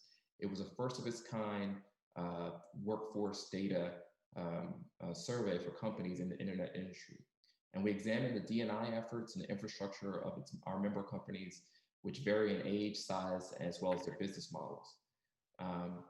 And one of the surprising trends that we discovered with our first survey was that only 22% of participating companies even measured or tracked their supplier diversity. This was something we knew we had to focus on improving. And so as part of that effort, we're honored to co-host this event today. And we are leaning in on all our efforts to not only track supplier diversity, but to improve it among our member companies. So we're pleased to work on this event, and especially pleased to introduce the panel. This panel is on pivoting during this critical moment in our nation. It's a time when tens of millions of people are unemployed. The economy, for many, is in shambles. It's been upended, but pivoting is crucial to survival. The panelists today will identify opportunities and strategies to guide businesses, especially small minority-owned businesses, in shifting their approach during this hectic climate. The work and the discussions today shouldn't be viewed as the end-all be-all. We want to continue the industry's work going forward, and we hope this is the first of many conversations that we have among IA, the FCC, and many of the diverse businesses that may be on the line. But before we introduce the speakers to open this panel, we'd like to take just a quick moment for the audience to take a poll, which we should be showing on your screen in just a second here. So I'm going to give you a few minutes to read the poll and to please answer the questions. We'll then talk about the results of that, and I'll introduce our next guest.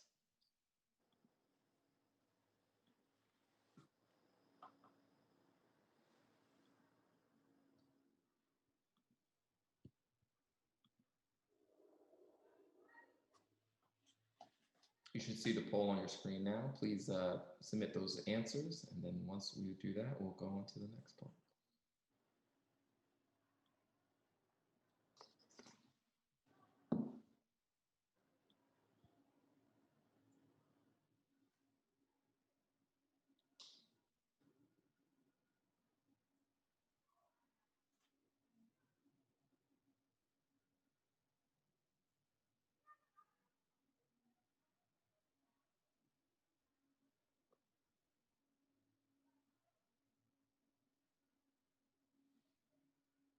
For our folks on the line, just please answer the poll. You just submit the answers to the 2 questions present, or sorry, the 3 questions.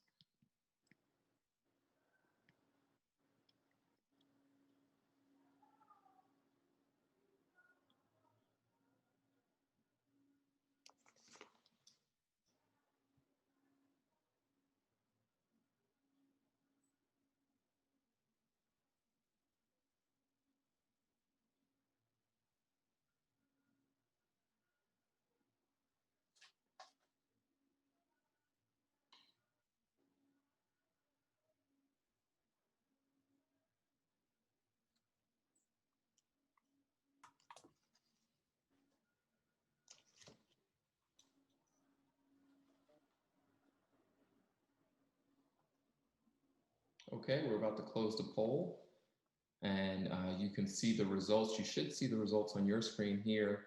One of the question, of course, was what has been the primary economic impact of COVID-19 on you or your business? As you can see, for many, the top answer was loss of business or customers, with second being loss of income, which of course probably rings true to many on the line. And have you changed your business plans or products, goods or services during this time? A whopping 86% said yes. So obviously we are all looking to pivot during this season. And then the third question, some of the things that you've done: have reassessed your business plan, reassess the market for your products and goods. So this panel that we have upcoming should be very relevant to everyone on the line. I'm so pleased that you're here with us today. But before that, I just have the pleasure of introducing my good friend, who really doesn't need any introduction at all, but Dr. Nicole Turner-Lee. Dr. Turner-Lee is in her position with Brookings and also the chair of the diversity in tech sector here for the FCC Advisory Committee. Nicole, are you with us, Dr. Turner-Lee? I am. I'm here. I see you now. See me. I see you. Before I wanted to see myself. Now I can see you. So that's great. Well, first and foremost, thank you, Sean, for that kind introduction. As you've mentioned, I am a senior fellow at the Brookings Institution, as well as the director of the Center for Technology Innovation. And today is a special day. I mean, I cannot say enough to thank the FCC and the FCC designated officers who work with the advisory committee day in and day out, the chairman who has recharted this committee, who has a firm commitment to this work that we're doing. I sit as a chair of the diversity and tech subgroup, as well as the other commissioners who have all participated in some way and form in this discussion today, and others that we've had. And I can't say enough about the distinguished members of the committee that is putting this together, Rudy Brioche, S. Janelle Trigg, as well as all of the esteemed speakers and guests. It is no secret that where we are today, that this conversation is very timely. In particular, as we look at what Sean mentioned, and in particular around, even the Internet Association's interest in this topic as well, 100,000 small businesses have closed since the onset of this pandemic. And those businesses have closed to the extent that they will permanently be shut, leaving behind not just the expertise and talent of the individuals that work there, but the infrastructure, the buildings, the space, the unused equipment. And when we think about the proportion of those businesses that are permanently closed, a statistic that I like to share with all of you is that nearly half of them are businesses owned by people of color. So if you put 2 and 2 together, 100,000 businesses that have been impacted by this nasty pandemic, and the majority of them being owned and operated by Black, brown, beige, and other folks of color, we actually have a challenge. And the challenge is going to be around what economic recovery looks like. But the potential good news story of this all, which I think is the purpose of this conversation today, is that technology has become the new normal. We have always talked about the infusion of new technology into disrupting business models. But now we're looking at a public health crisis that has disrupted our normal course of life, our economic stability. And we have to use that very technology to engage more businesses of color. We have to engage them because, as my friend Mark Morrell will probably say next, business of color hire people of color. And that development of economic opportunity, as well as the support for entrepreneurship, will matter as we navigate through this pandemic. So as Sean said, I'm happy to be here. I'm happy to also learn. For those of you who know me, this is about all I'm going to say for this conference today, because I think it's important that we all just sometimes be sponges and take it all in. I want to introduce, however, a couple of people that are going to take it from here. First and foremost, Dr. Ronald Johnson, who's the Diversity and Inclusion Specialist at the Wireless Infrastructure Association, as well as a lead on the Diversity and Tech Working Group around supplier diversity. He is actually going to be the one that will lead us through this discussion for the latter part of this day. And he will introduce Mark Morrell, who is the Chief Executive Officer of the National Urban League, a group that we are all familiar with, not only in his capacity as a former mayor, but someone who cares about the experiences of people of color, particularly businesses, will lead us at a keynote as part of this next part of the day. So I just want to say to all of you, thank you for joining us. We appreciate, I think, as a broad group, your participation, your interest and engagement. And as you can tell from my remarks, as well as the ones that you've heard throughout the day, this matters right now in terms of the type of economic recovery of Black and brown and beige owned businesses going forward. And I use the term beige for my dear friend Susan, who says that we cannot forget about the Asian Americans as we look at the plight of COVID in our business community going forward. Thank you very much for having me.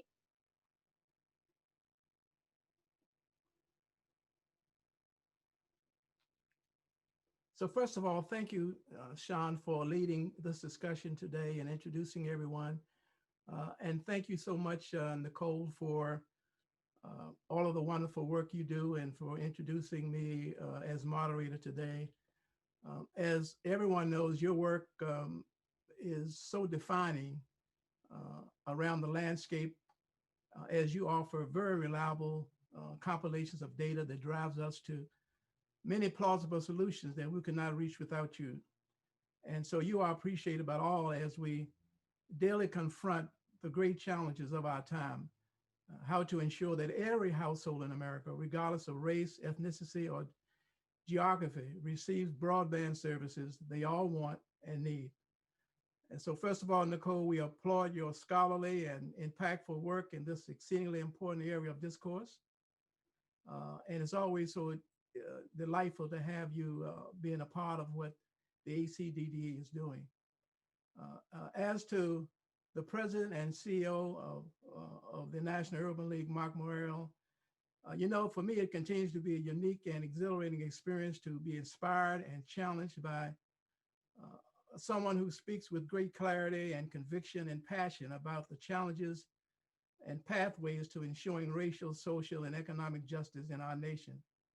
He has, in his own way reserved for the most gifted among us, laid down many recipes of thoughts that give rise to even greater understanding of the necessity for the session that you're about to hear about today.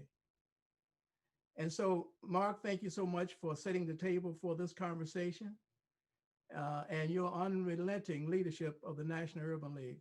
Welcome, and we look forward to your inspiring comments. Hold on. First of all, good afternoon, and thank you for the generous introduction. And let me just say happy Friday to each and every one of you. And it's so great to hear everyone sort of be connected around the challenges that we face today and the need to move forward.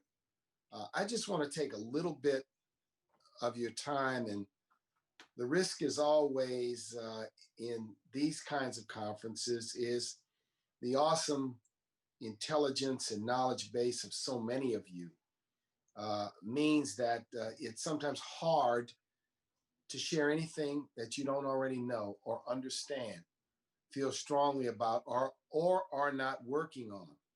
So I want to begin by thanking the Federal Communications Commission, its leadership, its staff, all who work in the trenches on these issues, and also the members of the Diversity Council for all of their work to pursue and push this issue.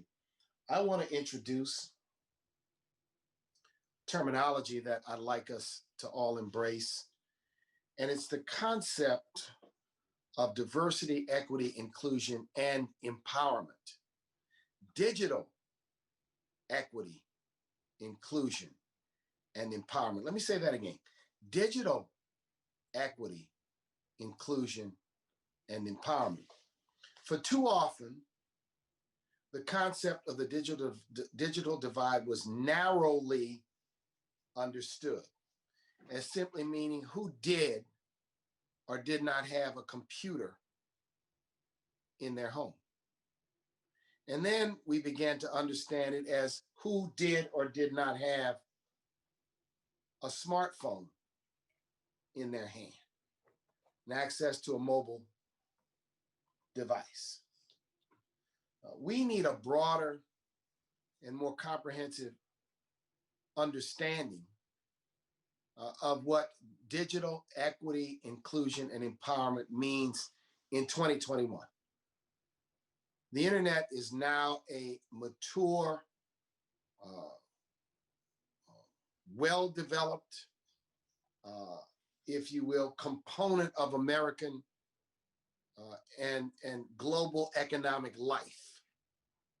It is transitioned from being a nicety to many, an oddity to some, to being a necessity and an absolute essential precursor to quality of life and economic empowerment in the 21st century. Witness just 2020 alone. Here we are, all of us, participating in a conversation through the means of technology, a computer, a tablet. I'm using a smartphone, a connectivity to the internet, broadband, Wi-Fi connections, utilizing a technology, whether it's a Zoom or a Skype or a WebEx or a BlueJeans or a StreamYard or a vMix or whatever it is that allows us to be able to connect. Witness where we would be had a pandemic of this type occurred 20 years ago or 30 years ago. The devastation and the difficulty in pivoting would have been enormous. There was really no meaningful way to work from home. It would have been chaos at the highest level, or the necessity for us to continue to try to work and the pandemic, which is already raging, would have been raging at an even greater exponential level. Technology is essential to our lives. Witness what is happening in the schools of America, where the academic divide is tracking the quote digital divide, which is tracking the economic divide in America, where too many children do not have access to a laptop, a desktop, a tablet, or strong enough connectivity for them to be able to remain in a learning environment virtually during this pandemic. All of this points to what I think are the very significant gaps, holes, crevices, craters that exist in the internet or technology revolution of the 21st century. One of the ways in which this technology revolution has left fissures and holes and has not been candidly aligned with notions of economic equity is that the wealth that it has created has been enormous. Some of America and the world's wealthiest men, wealthiest people, are people whose wealth has been created in the last 20 years through the ingenuity and their ability to create business models that capture the essence and enable the enablement of the internet. But opportunities for businesses owned by people of color have been paltry. Yeah, we know some, we know several who have been successful. I lift them up. But on an overall basis, so when I think about this, the level of irritation that I feel when some who are well-intended simply want to make this only about a computer on someone's desk or a smartphone in their hand, and not truly economic equity, which has to address affordability, which has to address the means of production, has to address who's making wealth off these new economic opportunities. That's an incomplete agenda. And those of us in this space cannot allow the agenda to be defined in those narrow terms.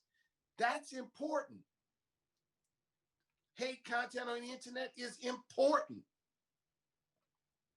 Access to a desktop, laptop, Wi-Fi is important. Don't get me wrong. But who participates in the economic opportunity created and who makes the decisions about this is equally as important if the technology revolution of the 21st century is going to be a transformative one from an economic point of view. So we must, and we will, define the agenda. We will not allow others to define the agenda, to define it in a narrow way.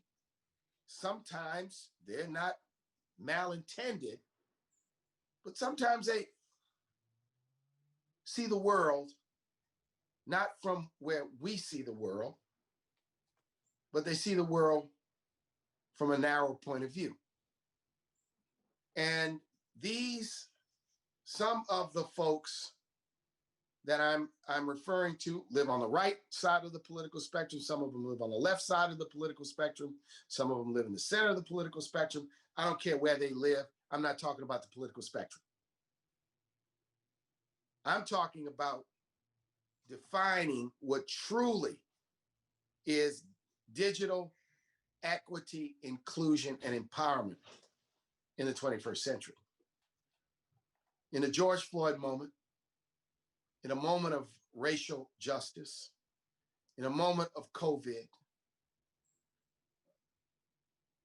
capturing, developing, demanding support for, and an emphasis on digital equity, inclusion, and empowerment is going to be essential. And those questions have to be asked of nominees and appointees to any regulatory position, regulatory body, appointed position, oversight position that has anything to do with technology and the internet. We are seeing right now the pharmaceutical industry grappling with how to, quote, make sure that these clinical trials are going to be diverse so that a vaccine is going to be acceptable by diverse communities. But the industry has sat on its hands for generations and generations and not done anything other than pay mostly lip service to the need to address the lack of diversity and inclusion in COVID trials. And now the country's in an emergency, and they have to scramble to get this correct and get this right. A lot of good intent, ladies and gentlemen.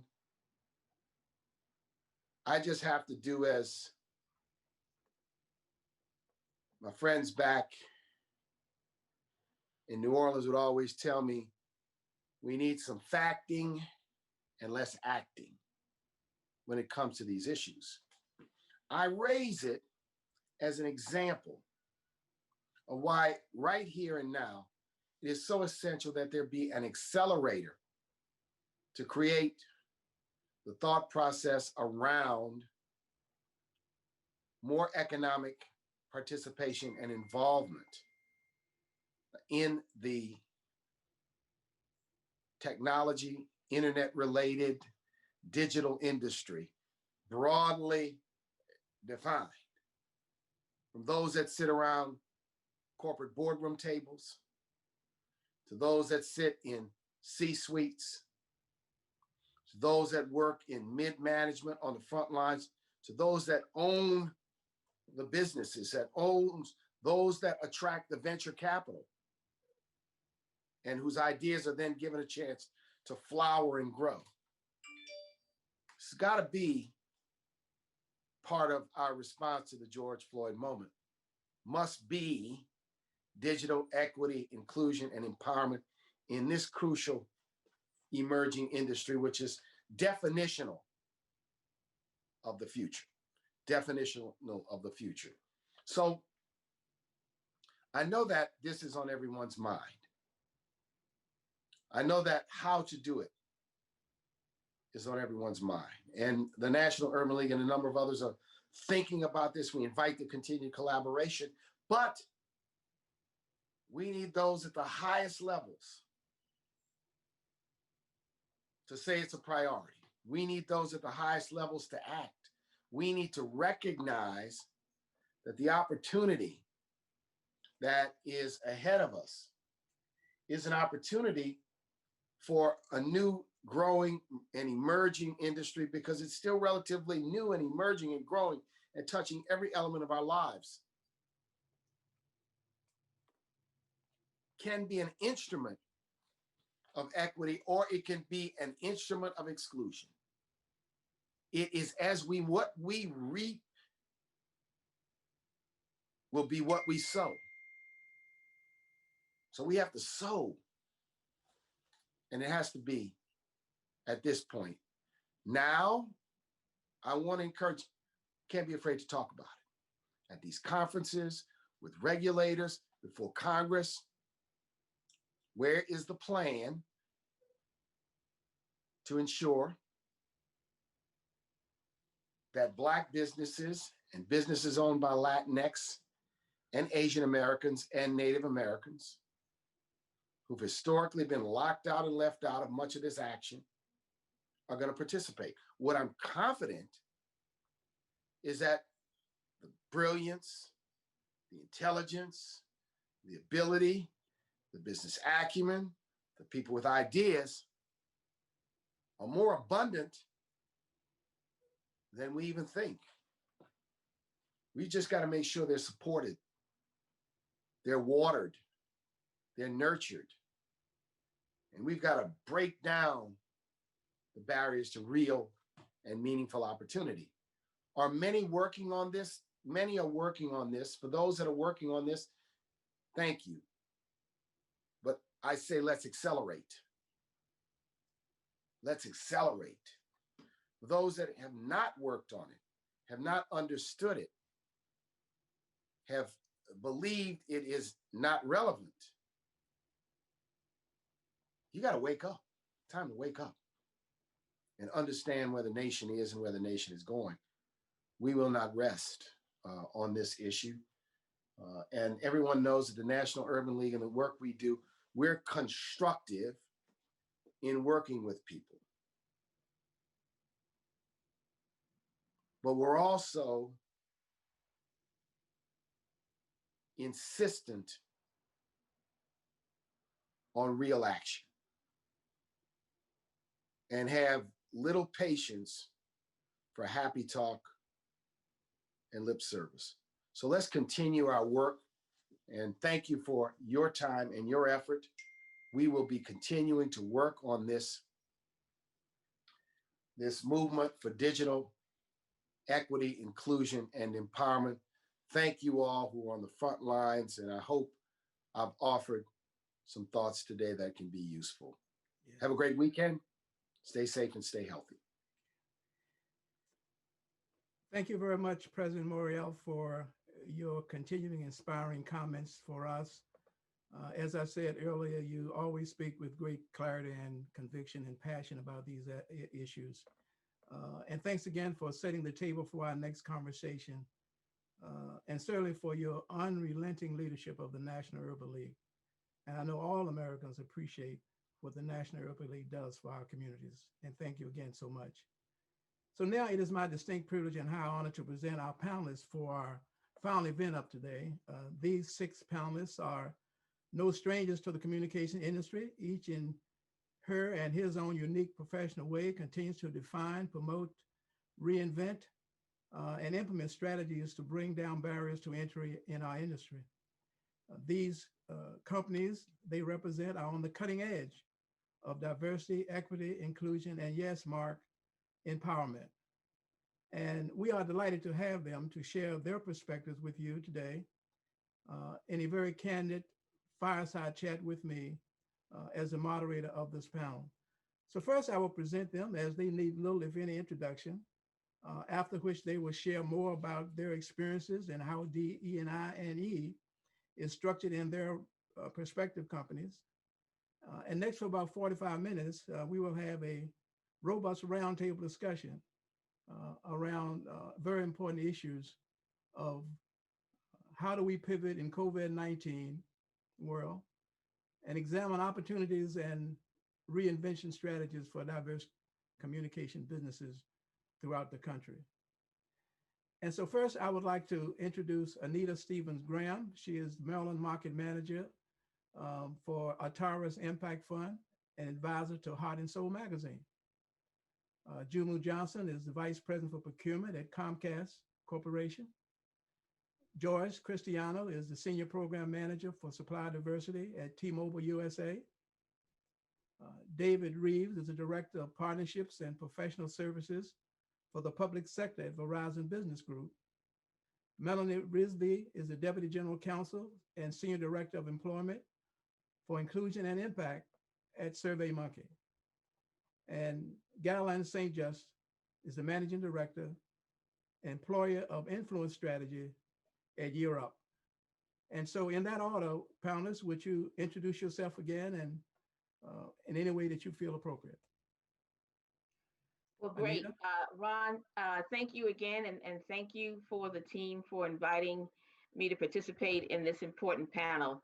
Again, I'm Anita Graham, and I am the Maryland Market Manager for the Arcturus Impact Fund. I was joking earlier and saying, now, how did I get on this panel as opposed to the Show Me the Money panel? But this panel does lead into, you know, how do you get capital, and the conversation that we'll talk about today with respect to pivoting. But just a little bit about the Arcturus Impact Fund. It is a impact fund that is focused on investing in businesses in low and moderate income census tracts. So there's a particular focus on women and minority-owned businesses across a broad spectrum of industry sectors.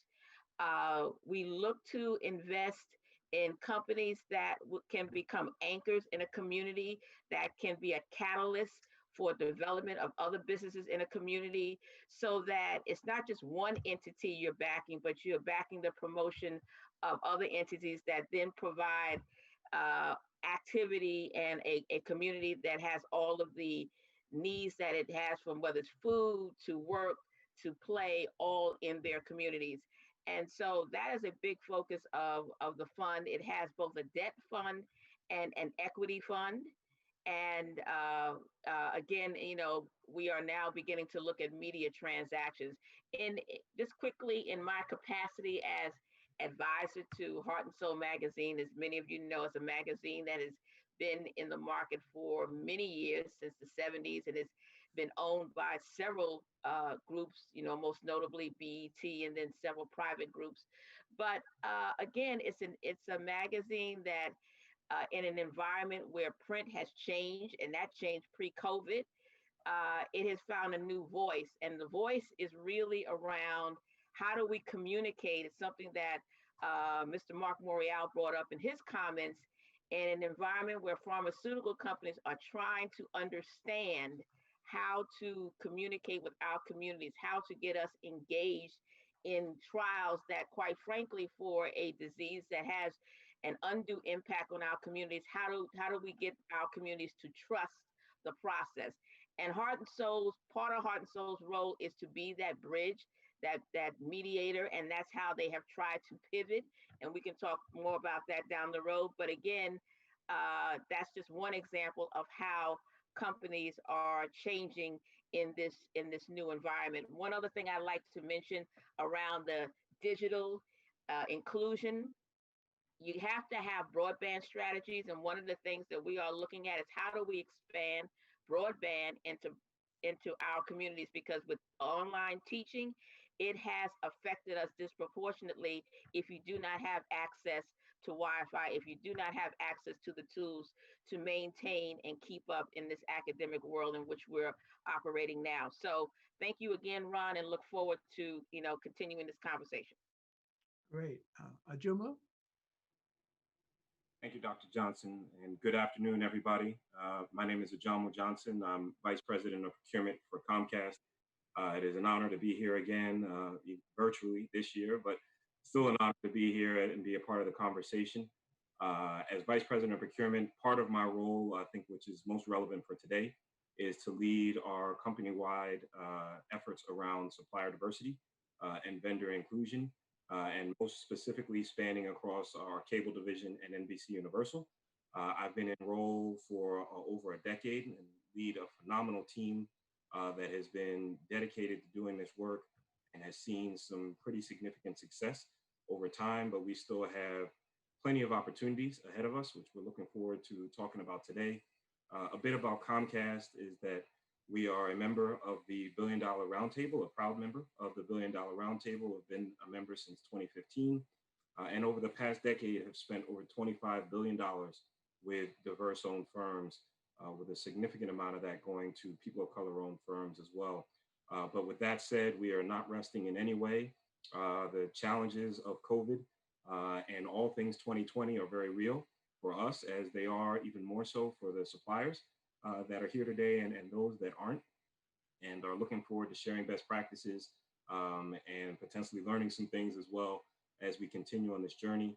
I would like to do a special thanks to Rudy Brioche for his role in leading today, and absolutely to Mark Morial, who I've admired for years and serves on the Comcast Joint Diversity Board, and always welcome his thoughts and appreciate him in opening the session today. So thank you very much. Fine, thank you so much. Joyce? Good afternoon. This is Joyce Cristiano representing T-Mobile. I'm a former Sprint employee. I led their supplier diversity program for 10 years. I've been with T-Mobile now for 6 months. And in regards to President Royale's comments regarding digital equity, inclusion, and empowerment, that aligns perfectly with T-Mobile's Project 10 Million. Project 10 Million ensures that we close the homework gap for our students in school. There's a $10 billion commitment over the next 5 years to ensure that students remain connected. And T-Mobile doesn't only talk the talk about supplier diversity and supporting the community, we are actually walking the walk. And we're very thankful and grateful to be here with you today. Thanks, George. David?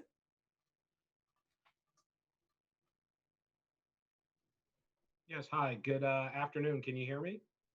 Yes, we can hear you. Thank you, David.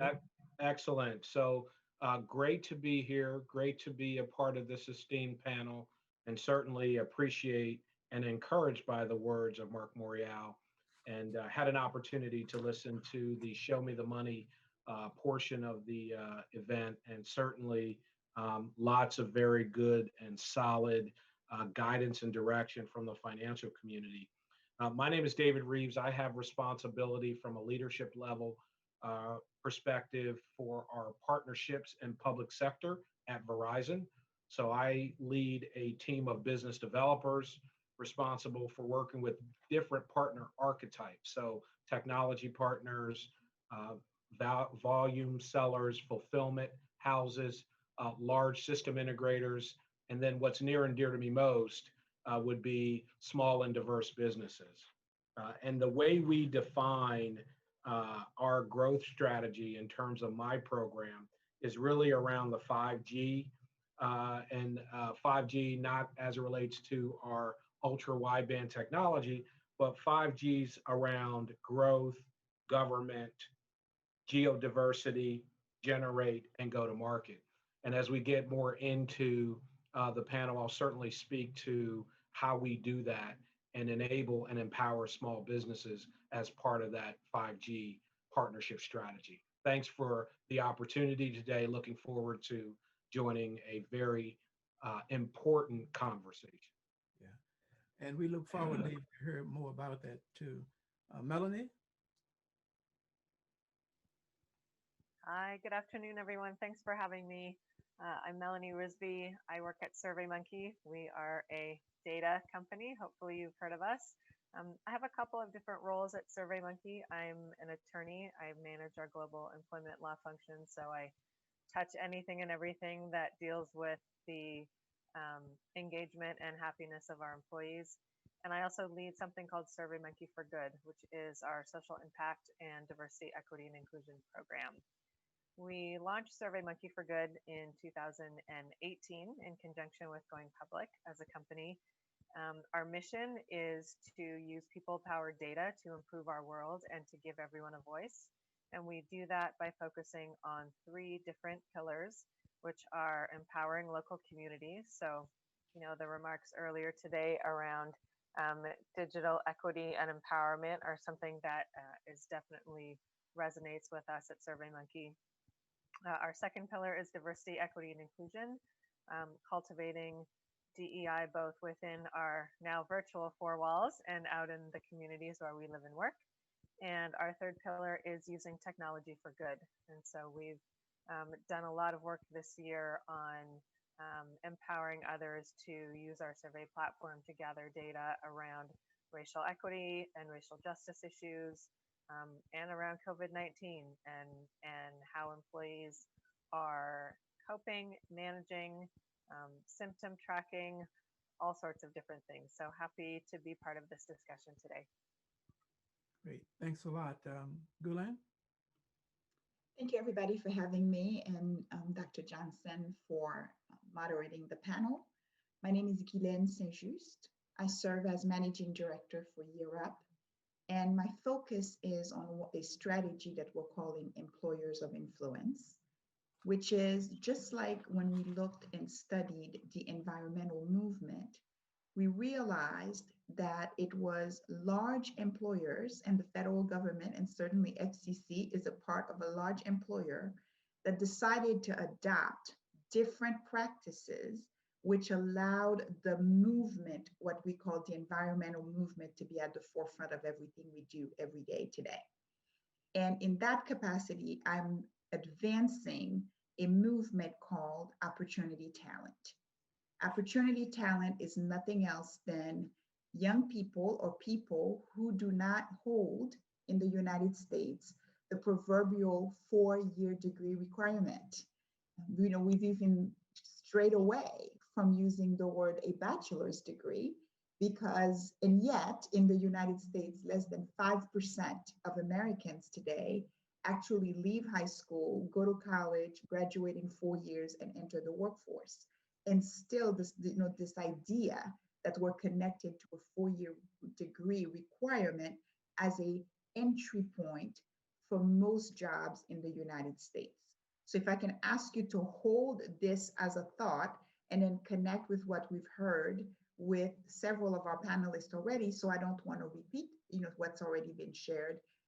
The idea, though, that we're talking about the digital divide in terms of K-12 education, in terms of how we work, and yet there's this large segment of young people who are not in school, not in work, underschooled, and underemployed, that is really, really struggling with that digital divide. It is real. It represents greater than 7 million young Americans, 18 to 26, who just now are finding themselves sliding further behind because they were in roles in retail, in hotels, and so on. And now they don't have a way to learn and continue to progress to find their path and their way to what I call respectfully their version of the American dream. And so that's the work that we're trying to do. We're trying to crack the nut. We know we can't do it alone. It's going to take a collaborative. It's going to take a highlighting of what it means, the markets that are being ignored because this workforce is not mobilized, the opportunities for hiring great talent at a reduced expenditure for companies. We're talking a lot about revenues generation, and as a former banking executive, I will say that we also know that we can make businesses more viable by reducing expenses. And what we found is that companies that hire people who have credentialized skills outside of the 4-year degree requirement are actually able to save as much as 31% on their work, on their human capital expenditure. So I look forward to a vibrant conversation. There certainly will be lots of learning, and I am thrilled to be able to add my voice on behalf of those greater than 7 million young people who are being left behind, if you would, or sliding further behind, not only because of economic opportunities, and the digital divide plays a great role in that. And I think we heard the term empowerment. What I would welcome this panel to embrace perhaps is the idea of how do we create a more just economy where all belong. So thank you for having me. So let's just stay right here with you. I find it to be a very invigorating conversation. And so I want to ask you, given your interests and experience working with young adults and young people, how has COVID-19 impacted your programs at your organization? Multiple ways. Yeah, and what are some of the opportunities that might be generated as a result of your experiences in working with your organization? So thank you very much for that, Dr. Johnson. I will say that it's impacted us in multiple ways, and I'm very, very proud as a member of the executive team at Year Up of how we've pivoted. You know, we knew there was an opportunity divide. We knew there was a huge economic divide. We knew there was an income gap divide. We knew there, I mean, all of these things that are impacting in majority Black and brown, and then I'll add to the mix now beige. I love that new term in beige, right? So we know that. We thought we knew that. What we never really fully comprehended is the idea of the reality of the digital divide. And so what we literally had to do when COVID hit and we could not deliver programs anymore in person, and we sent young people home to try to, launch virtually, we thought giving computers was enough. And then we had to find out that people did not have the means to have access to the Internet of Things and the connectivity that comes with that. And so we had to invest heavily in not only getting the equipment, right? And in addition to that, the connectivity issue. And several organizations certainly stepped in and helped. However, it was an expenditure for us that we had not planned on. We pivoted fast. We met the need of our young people, 3,500 network-wide, and so nationally, about 3,500. And we were very, very inspired by how quickly young people are able to be in a critical skill, which is self-learning, self-management. If any of you follow the world, sort of like the literature that the World Economic Forum is putting out there, it has listed the top 10 skills that will be in high demand in 2025. And the idea of self-learning and self-management makes the top 10 list.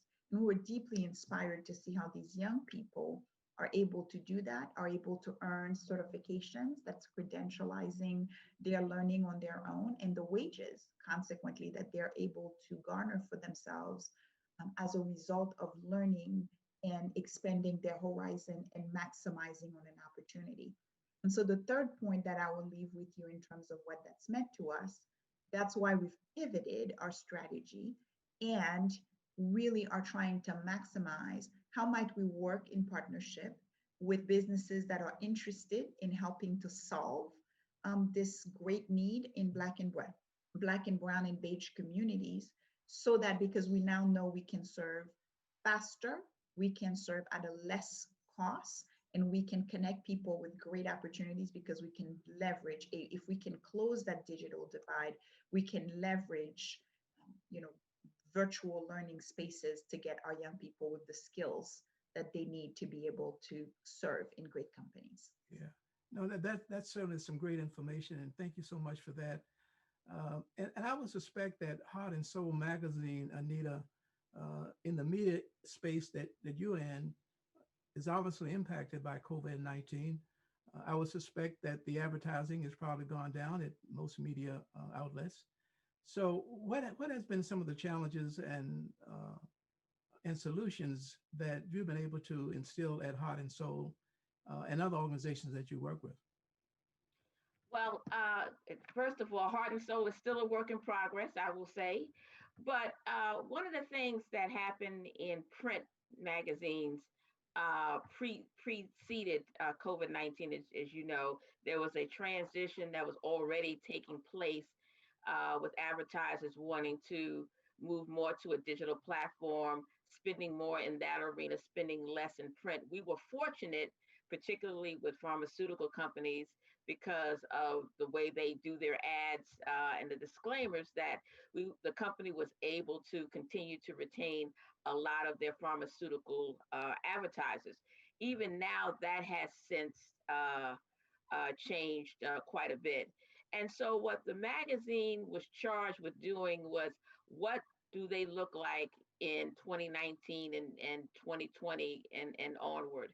And when COVID occurred, And the other thing that the magazine was doing prior to, they were having health fairs because again, they recognized that many in Black and Brown communities, their only engagement for getting testing or screenings of any kind was these health fairs that were free. So the question was, how do you now move that to this virtual environment? And what the magazine is doing is partnering with organizations who are in turn partnering with pharmaceutical companies for one, regarding around the whole, what we call it research diversity. We don't use clinical trials. That has all kinds of, negative, unfortunately, negative connotations when you talk about it in our community. But the point that Heart and Soul wants to bring to the attention of the healthcare community is being that trusted media bridge, or being one of a trusted media bridge that can communicate to our community what is happening in with respect to COVID-19, bringing the bringing best practices to the community in the form of webinars, in the form of virtual conferences, which is what everybody is pivoting to. So they have been able to make that shift. The good news is they were focused on health and wellness beforehand. And so they didn't have to become a health and wellness magazine. They just had to now reshift how they deliver the message. So that's what we were seeing and have been seeing with respect to Heart and Soul. And again, it remains a work in process even now, but I think they're moving forward with their digital plan and how to monetize. And that's an important piece, how to actually make money with the digital strategy. Other companies, and this I'll put my Arcteris hat on for a second.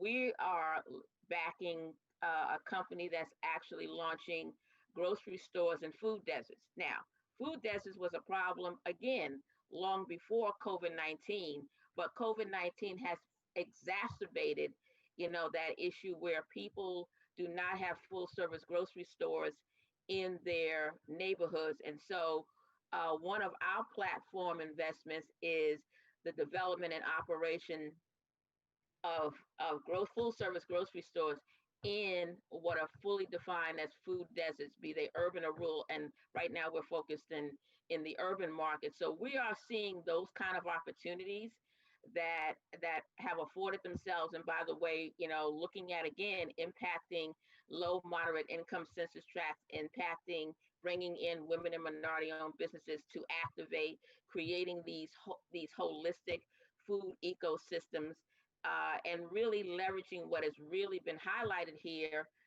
which is some of the great insecurities. We talk about economic insecurity, but there's also food insecurity, and all of that impacts the communities at large. So we are shifting ourselves strategically from an investment standpoint to make sure that we still can continue to have that impact, and on a broader set of industries. And obviously with respect to Heart and Soul, they are continuing their work around it being that informed media partner.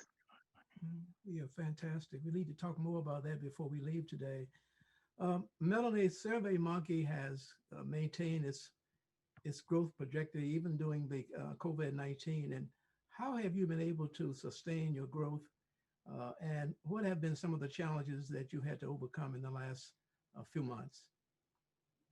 Yeah, it's a great question. Thank you for that. So I think the main reason we've been able to sustain our growth and actually continue to thrive during this time is, the pandemic and the racial justice movement have really given rise to a need and a desire for data. And that is something that we do as a company. So, when COVID-19 sort of became all of our realities in March this year, we had to pivot to a 100% remote workforce.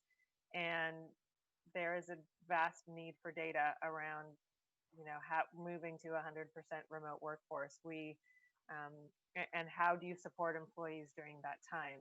And many employers were feeling the same as we were. And so we use our survey tool. We surveyed our employees and gathered data, and got some really interesting insights. Almost a third of our workforce are caregivers of some sort.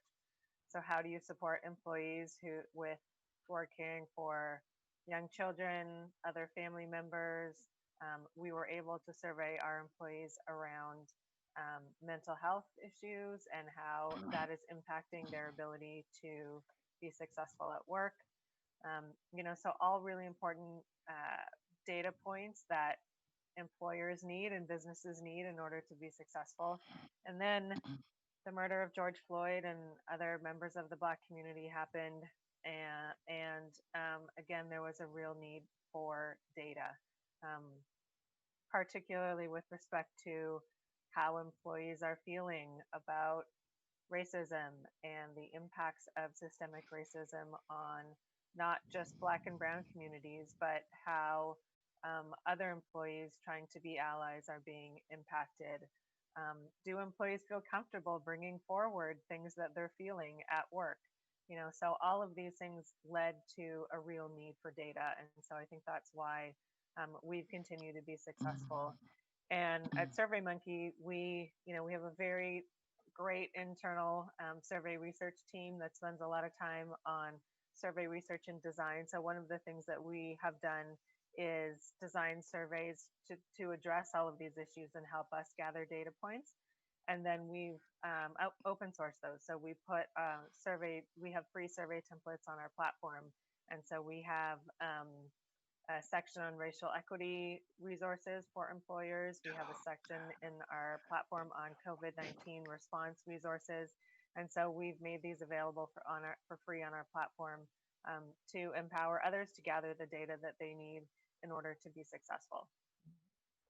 So have you found that the public gravitates to your SurveyMonkey website to find out information that you all have? Obviously, it's very useful and timely information, but is it being used, you think?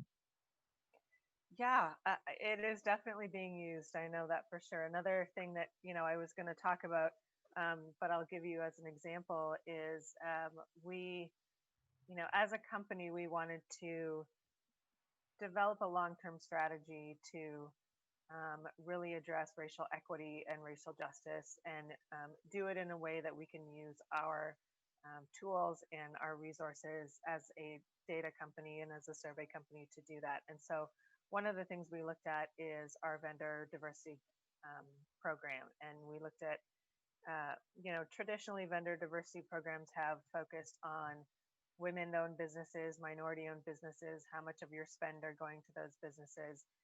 For us as a tech company, we do a lot of business with other public companies. And so measuring ownership is not helpful for us to determine whether or not we are doing business with a company that values and fosters diversity, equity, and inclusion. So we developed a template that surveys those things. So we go to our vendors and we ask them about their board representation, their executive leadership representation. Do they have external facing diversity goals on representation of their workforce? Do they have employee resource groups? What are they doing to foster inclusion in their workplace? What are they doing from a recruiting standpoint? And so we actually have 20 other companies that have joined with us and have agreed to survey either all or their top tier 1 vendors to gather this data. And then based upon that data can decide, where are we going to spend our money? Can we spend our money with organizations that value diversity, equity, and inclusion the way we do?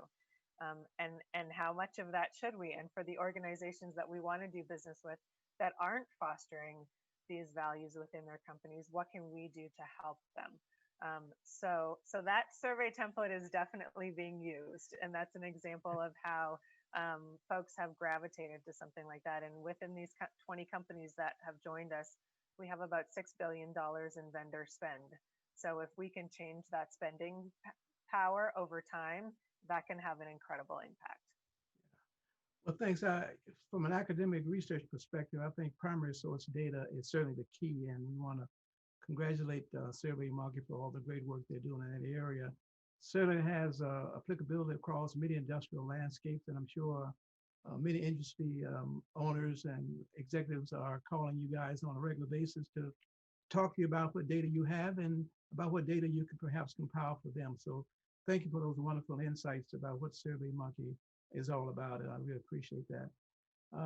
And so I would like to pivot now to a few questions to Comcast and to T-Mobile and to Verizon. You know, these stellar companies have certainly been at the forefront of DE&I, and we certainly appreciate all the work they've done to promote diversity in the communication space.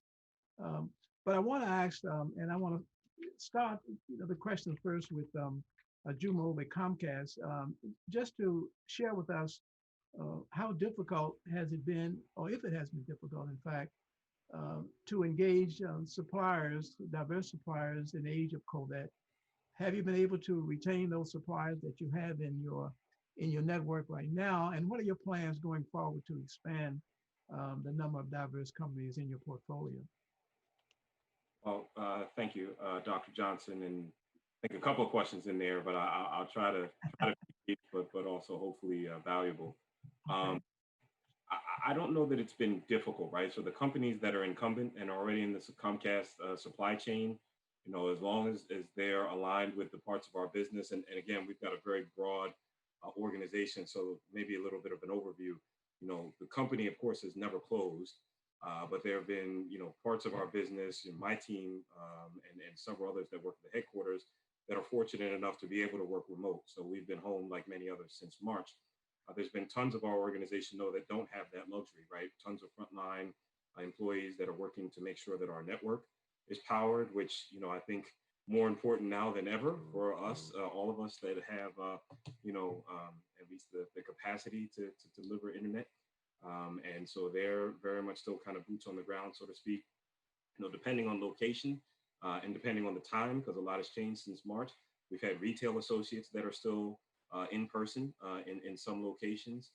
And we definitely have had a significant shift of individuals that still are very much a vital part of the organization that have shifted, though, our customer experience teams from kind of call center environments to working remotely. And that was just an absolutely phenomenal effort over a very short window of time earlier in the spring. So I think in order to help and try to answer this question, it really depends on where, which suppliers are touching which parts of our business, right? So if anybody who is associated with, internet maintenance and broadband maintenance and anything that's plant related and construction related, we've gotten much, much closer to those suppliers because there's been many more touch points. Companies that are in parts of the business and have been supporting us by way of partnerships and parts of the business where, we've been impacted in COVID. That also unfortunately has downstream both diverse companies and non-diverse companies has had some impact on them as well. So, to go on more of a macro view, Dr. Johnson and others, our team on a daily, if not week to week basis is trying to just stay ahead of what's coming next. And we used to look at that in a very, very long range view, probably in a 3 to 5 year view. And right now, strategy for us, and I'm speaking more for my team than the CEOs, but strategy for us has got more of a quarter to quarter, if not a month to month view in terms of, what's happening, what's around the corner, even until the end of the year. And as we get that information and as we, make some of those calculated assumptions, we're doing everything that we can to make sure we're communicating well with the diverse suppliers so that they can know what's going on. And in many cases, they're ahead of us by way of our partnership. So it's not an easy, yes, it's impacted one way or no, it hasn't impacted it another way. I think the best way to say that is it's been tremendous flux for our organization and for our suppliers. But it's been great that we've been able to have such great and rich partnerships with the diverse vendor community. And obviously we've been following, Comcast and what you all are doing, and certainly you're making tremendous impact in the supply diversity supply chain, and we certainly continue to appreciate your work and the support that you give to communities around the country. And so Joyce, let me just touch base with you here. Your company, T-Mobile, you came over from Sprint, and we all remember you from the great work you did there.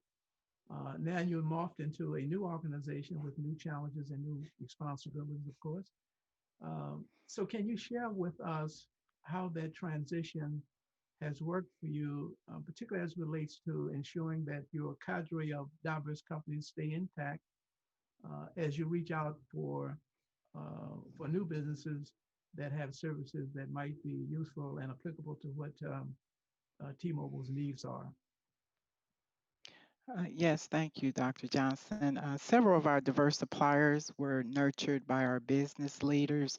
Therefore, they're able to continue to thrive and provide services to support our corporation, such as they help us increase our diverse spend aligned with saving strategies, process improvements, and to further streamline the business.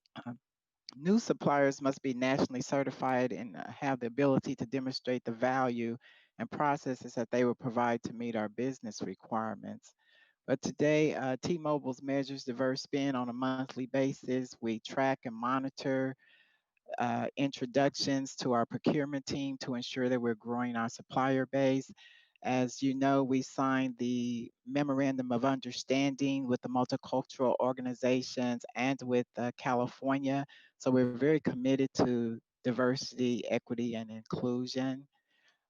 Inclusion of diverse suppliers are included in all of our RFP opportunities. We're writing new policies and procedures to ensure that our corporate goal is aligned with accountability. So we're doing a lot of things to ensure that our diverse spend is increased year over year. Again, our major diverse suppliers have been nurtured by our business partners, and we believe that that nurturing and mentoring is very important. Just to mention a few, there's a Perfect Output does document solutions. They're actually partnering with a company called Encore for handset restoration, which is an area of focus that diverse suppliers are not generally involved with. So that's a veteran and minority business enterprise. And of course, we have the reseller of Dell and Oracle and other software and hardware products. We have Lorica is an Asian-owned call center that we're doing plenty of business with. And we have small legal firms. So we're actually consolidating our supplier base from legacy Sprint into T-Mobile. And it's been an adventurous time for me and the team has been very supportive. And we look to continue to grow our spend year over year with minority-owned businesses. Well, certainly appreciate that. I know the minority organization that has been set up as a result of the merger is, I understand, going very well. And I think the telecom community looks forward to some wonderful ideas and practices that will evolve out of that. And certainly with your leadership there, we look forward to it. And very much similar to what Comcast has done with their minority diversity organization they established a few years back. So we look forward to hearing more about what T-Mobile is doing in this space. We're encouraged by what we hear and see so far. So thank you, Joyce, for bringing us up to speed on that. And David, of course, Verizon, like your compadres here, have been mainstays in the telecommunication industry. But like them, I'm sure you are impacted, your organization is impacted because of COVID-19. And I want to know a similar question. As you attempt to maintain the level of diversity support in your organization, what are some of the challenges? We understand that a lot of the small companies might not have access to capital. I'm sure they were enthusiastically acceptable to the conversation that preceded this one, but can you share with us if there have been some challenges around maintaining your database of companies going forward? How have you been able to meet those challenges, and what do you foresee as a precipice for going forward? So thanks for the question, Ron. In addition to the partnership program, I think an important note to make here is I also have responsibility in public sector for our professional services and consulting business. And I'll kind of loop and tie that back into why that's critical to this conversation and how we work with small and diverse businesses to drive growth.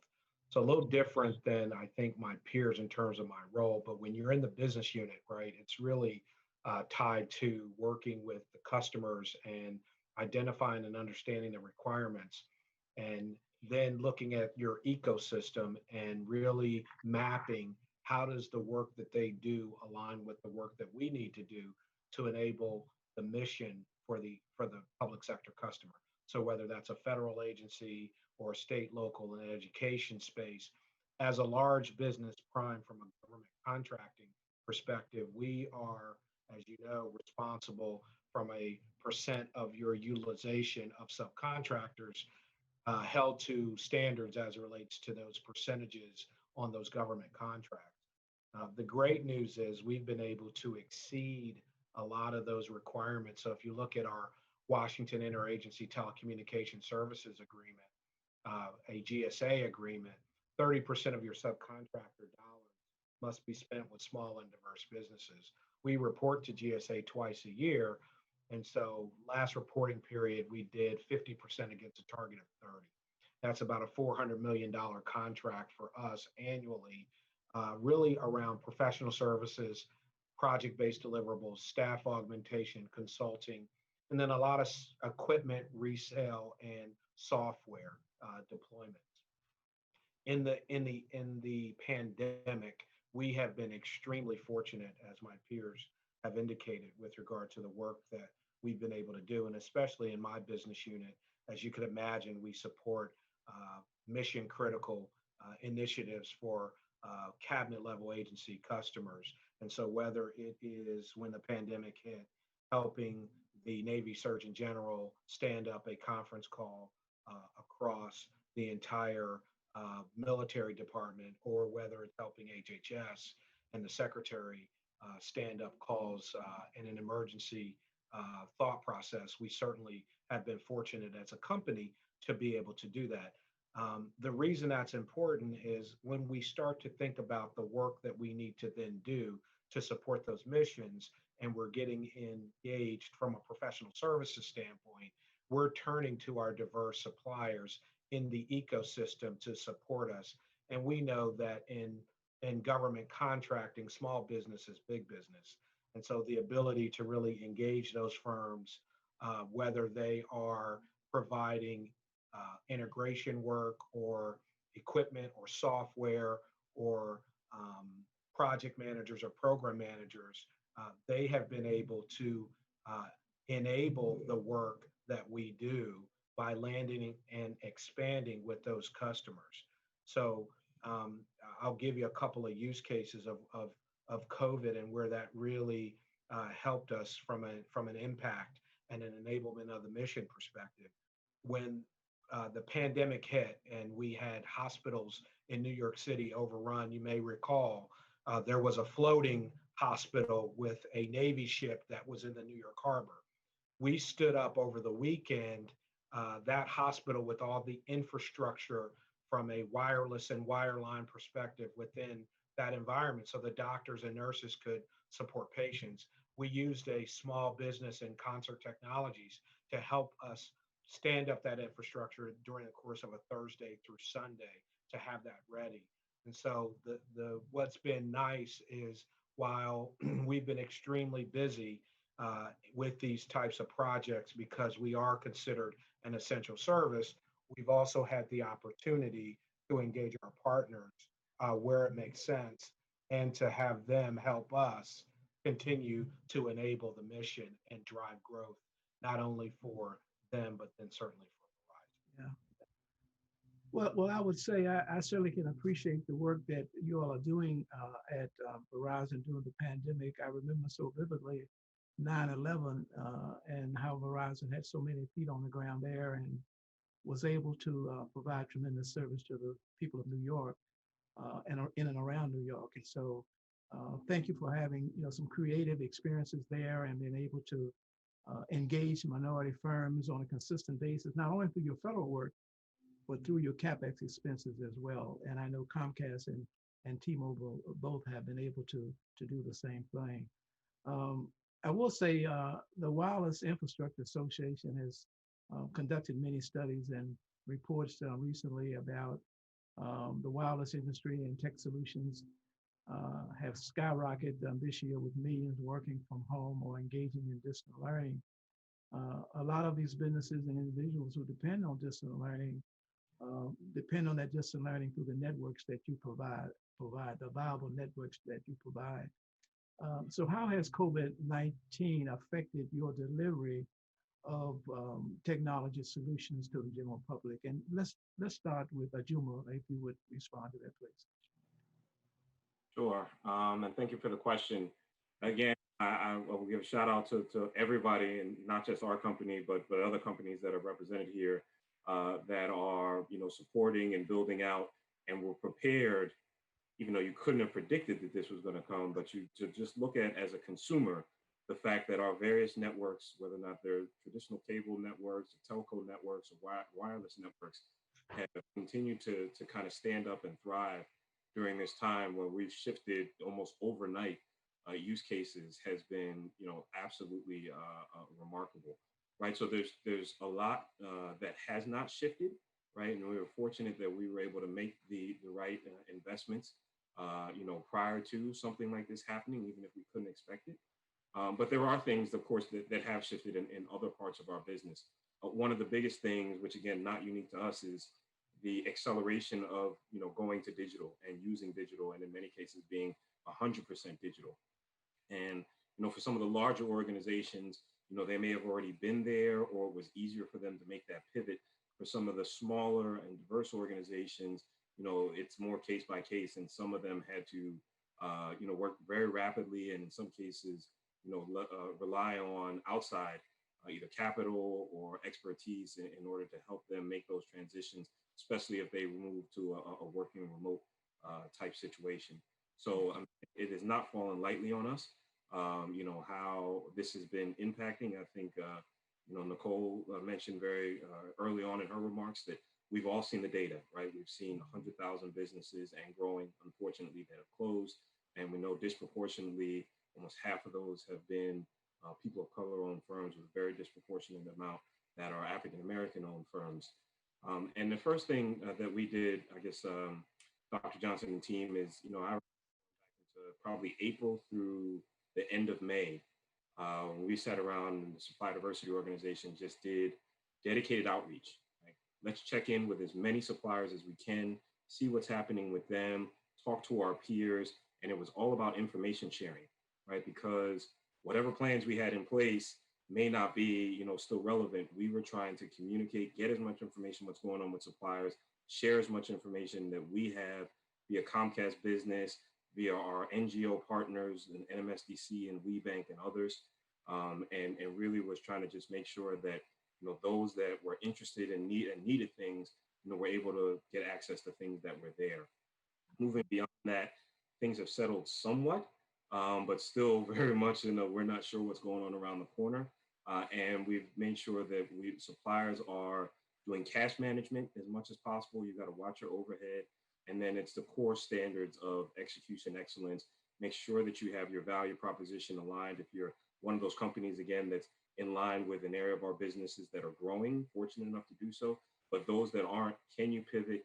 Can you do a strategic partnership? Is it time to start talking about mergers with another organization, right? Figuring out what the path forward might look like in a very rapid way. Yeah. Yeah, and those are really interesting strategies. And I would suspect, Joyce, you and David have experienced similar concerns and probably addressing them in similar ways. So can each one of you briefly describe how you have addressed a similar situation as Ajuma has just described? This is Joyce, if you'd like for me to go first. Yes, please. Yes, we're looking at opportunities for our diverse suppliers to partner with our majority suppliers and bundling a piece of the pie, for lack of a better word, to ensure that diverse suppliers have an opportunity to provide first-tier opportunities to our corporation. We're working with our suppliers to support them in forward thinking about how to redo a portion of their portfolio. We know that PPE equipment and supplies is very crucial during this time. And we know that most corporations and the federal government have increased spend with minority-owned businesses for PPE equipment. So we've also entered into partnership with 5 additional suppliers who are providing PPE supplies So again, the main focus, I believe, is partnering with majority suppliers to ensure that our diverse suppliers remain capable and able to provide the products and services that are needed by the major corporations. Yeah, Joyce, I think that's right, because what we're seeing on our side is similar in that when we develop a co-created, co-bundled solution, for example, if you think about what we're doing with mobile edge computing and AWS, from an Amazon perspective, we are working with small and diverse suppliers in our ecosystem that are certified and have capability of delivering cloud infrastructure and cloud integration work, right? So as opposed to either AWS doing that work or Verizon doing that work, we're working with the diverse supplier ecosystem within both companies to figure out how to enable not only the mobile edge compute that we would provide in the cloud infrastructure, but then again, peeling off that work for the small and diverse integrator that can work with both of us. And then what happens in that example, from a use case perspective, as you go forward, you get the opportunity to introduce the supplier to another large where they can then grow their opportunity and their relationship. And so you're getting kind of a 2-for-1 run. And I think that's the way to kind of accelerate the growth and accelerate the engagement. Yeah, that's really great conversation from the three of you all. I want to pivot very quickly in a few minutes we have left here to talk about workforce development, and specifically the notion that many successful minority businesses began their careers with companies like the six of you all. And I'm curious to know, within your organizations, have you all continued, I think you have over the years, worked with minority serving institutions, HBCUs, Native American, Hispanic universities, and do you see that pathway, that workforce pathway, as these young people leave college, accelerate through the ladders of success at your respective organizations, and then gravitate to become business owners? And so have you been successful in reaching out to these institutions and bringing them into your workforce?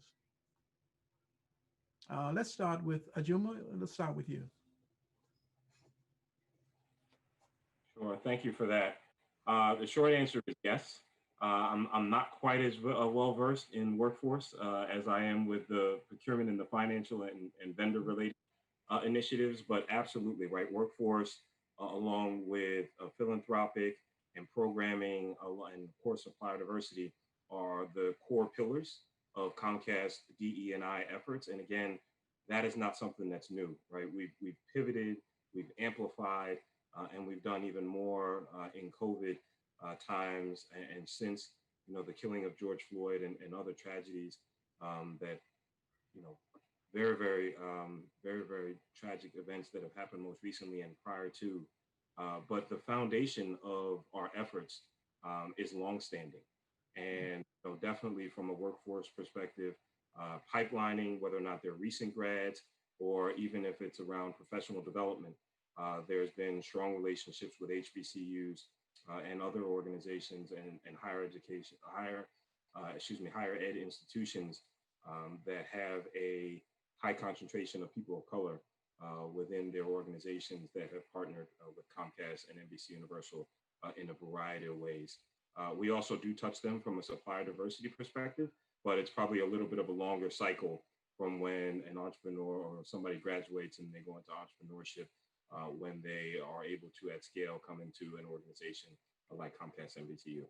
Yeah. So I'm going to jump down to Jilan. I know you have a profound interest in education. You expressed it earlier in our conversation. So can you speak to that issue as it relates to your organization and what you all are doing?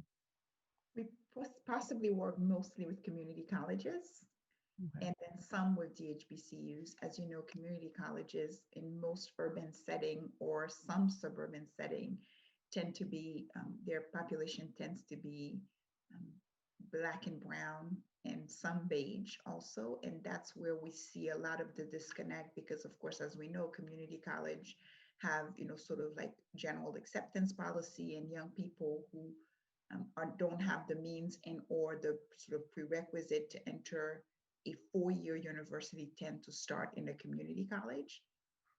And that's the crux of our work, and that's where we spend a lot of our time. And I will also name that we're beginning to imagine what a pathway might be with HBCUs, because we know that historically their freshman retention rate is lower than some other organizations.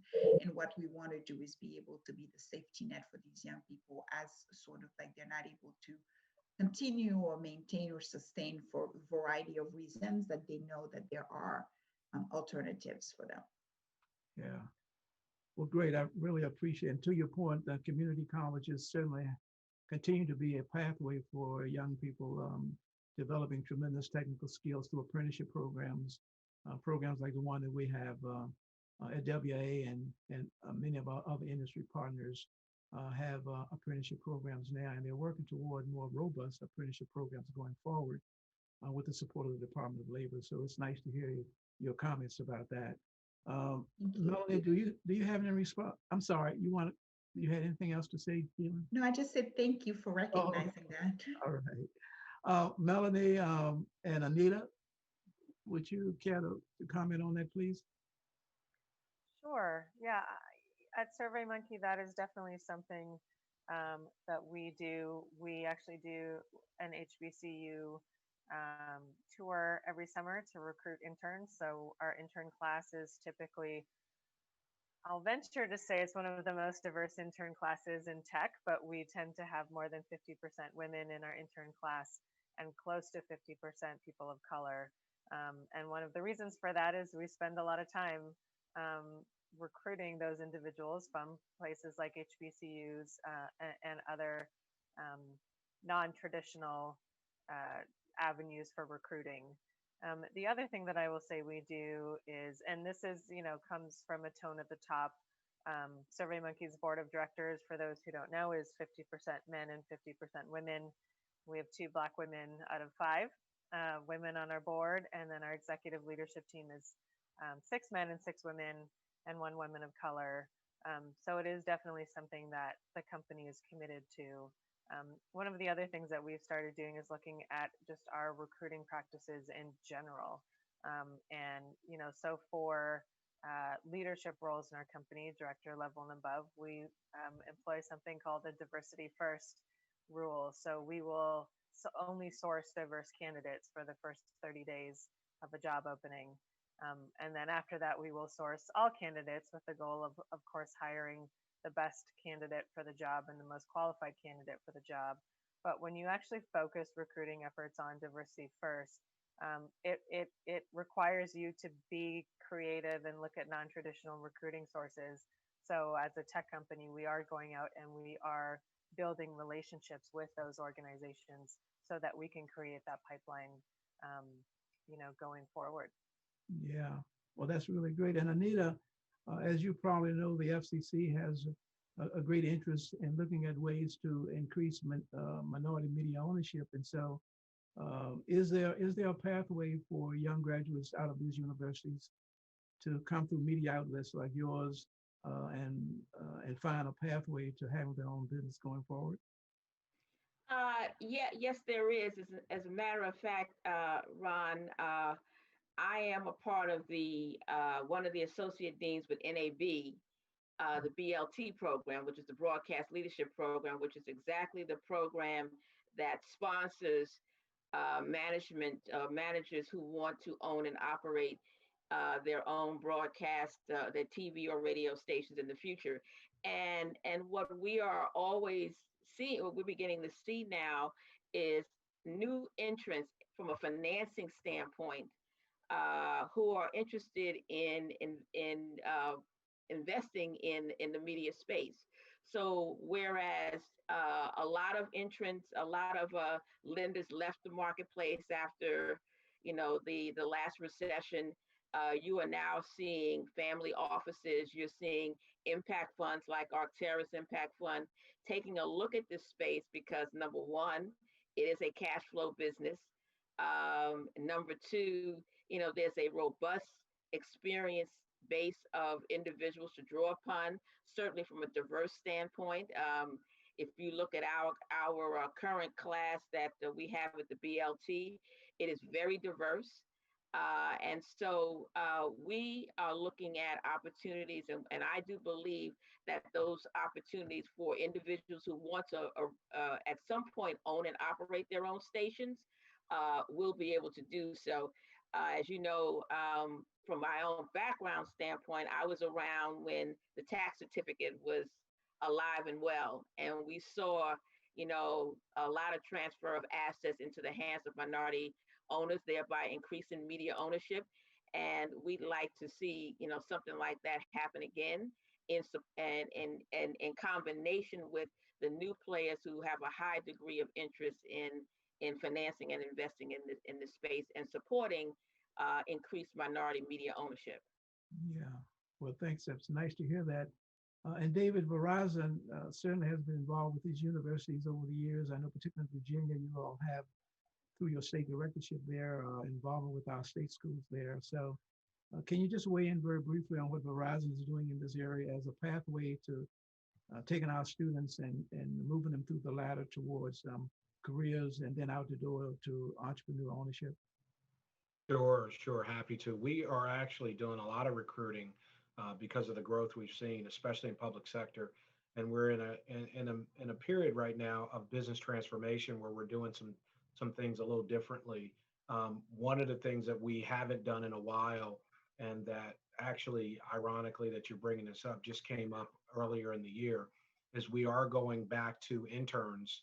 And so specialized recruiting, not only at majority schools, but at HBCUs across the need for engineering talent, IT talent, sales and business development opportunities. So we're doing that. And then the other thing that I think is important to note here that I'm specifically looking at is when you think about delivering work to a federal customer and you want talent from a skill set for work that needs to happen and you're mapping it to a labor category, one of the areas that we're focused on is how do we bring our labor costs down? And so getting some recent college graduate IT talent certainly helps us in that area. And it's a pathway, if you will, for those students to end up getting jobs. So in the first model, it's really about coming to work at Verizon. In the second model, it's working through Verizon into a customer. So I'm excited about that strategy. We're certainly happy to come back to tell you how that's going. But I think that's a good way of looking at it bidirectionally. Yeah. Mr. Reeves, I'm certainly hoping that in that mix, you'll also consider those who are not necessarily college graduates, but that have like strong skills as a way also to map talent to opportunity. Yeah. We call it skill up, I think is the proper word, Galen. Yeah, happy to have that conversation. And it really, yes, it really is going to be about how do the skills map to the requirements. And you don't necessarily have to have the 4-year degree. You could have a 2-year degree. You could have work being done from an associate's perspective, right? But it really is about the skill set and requirements of that labor category. So it's really about just ensuring that we get the resumes and that we can review and evaluate. So we look forward to engaging with you further. Yeah. So Joyce, do you have any final comments on this subject? Would you like to weigh in before we go to the fast round of 2 minutes? Yes, Dr. Johnson, thank you. I have 2 comments. One, our HR team is partnering with the National Black MBA Association, HBCUs, and other Black organizations to post procurement positions on their website. So anyone having recommendations regarding Black websites for our consideration, I'd like for them to reach out to me because we want to diversify those internal employees who are working in our procurement department. So we've reached out to several HBCUs and we're posting on their websites. The second program relates to not having a 4-year degree, which is a diverse telecom pipeline program we're looking at funding underserved men and women on a national level with training to become service technicians to support our network 5G bills. We're partnering with a diverse turnkey supplier named Learning Alliance, who will actually recruit, train, certify, and place technicians into jobs with our network bill suppliers, such as the Ericsson's, SBA, Crown Castle, Nokia, and others. And we will also ask our network bill suppliers to join forces in funding candidates through this program. So that will be a large opportunity for those coming out of high school without a college degree and being placed in really high paying positions. So we're focused internally, workforce diversity, and external workforce diversity. Yeah. Well, these are just great comments around education and institutions of higher education, particularly our minority serving institutions. And I think as we consider how to pivot in COVID-19, uh, it seems to me that opportunities for including these universities and their students toward creating new businesses and improving businesses that we have already, that's a very natural pipeline to bring new businesses into your organizations and nourish them and grow them. And I so much appreciate your response to that question. Let me just say very honestly, it wasn't on my list, but I do appreciate you weighing in on it because I thought about it as a part of, I did not want to leave it out of the conversation because I think it is important as we try to build new organizations. So thank you very much for that. We had planned to have a 1 minute conversation or roundup with everyone. We are pretty much stretched for time right now, so I don't want to leave this conversation without you having the last word. So if you, starting with Anita, if you would give us maybe a 30 or 45-second roundup, and then I'll turn this back over to Janelle. Certainly. Dr. Ron, we do have a question from the audience that I think we'd like to share. Okay, would you share it, please? Certainly. Okay. You each talked about not just the digital divide, but an opportunity divide. And one of those opportunities, particularly those that already have great workforce and experience, are senior citizens, 60 plus, and I'm in that category. The question is, how are you working to include senior citizens in your digital planning? Yes, there may be some cognitive issues, but of course, there's also great workforce and experience as well. And what type of adaptive technology training are you providing to seniors, if any? Yes, so who would like to weigh in? Anyone or all of you? Sounds as if this is an opportunity. Yeah. This is a business opportunity. Not that I'm looking to retire, but I would certainly like to move a little bit more into tech. So let's talk about that offline and see if there's a way that we can fill that gap. Here's another opportunity gap. Yeah. Yeah, thanks, Janelle, for that.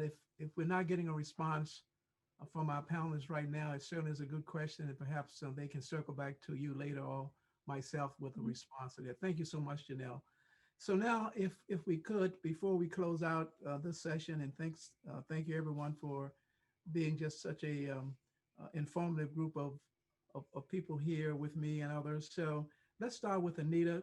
Would you like to wrap up with some final comments, maybe 30 seconds or so, and then we'll move right down the line to Jeelan on our list, okay? Sure.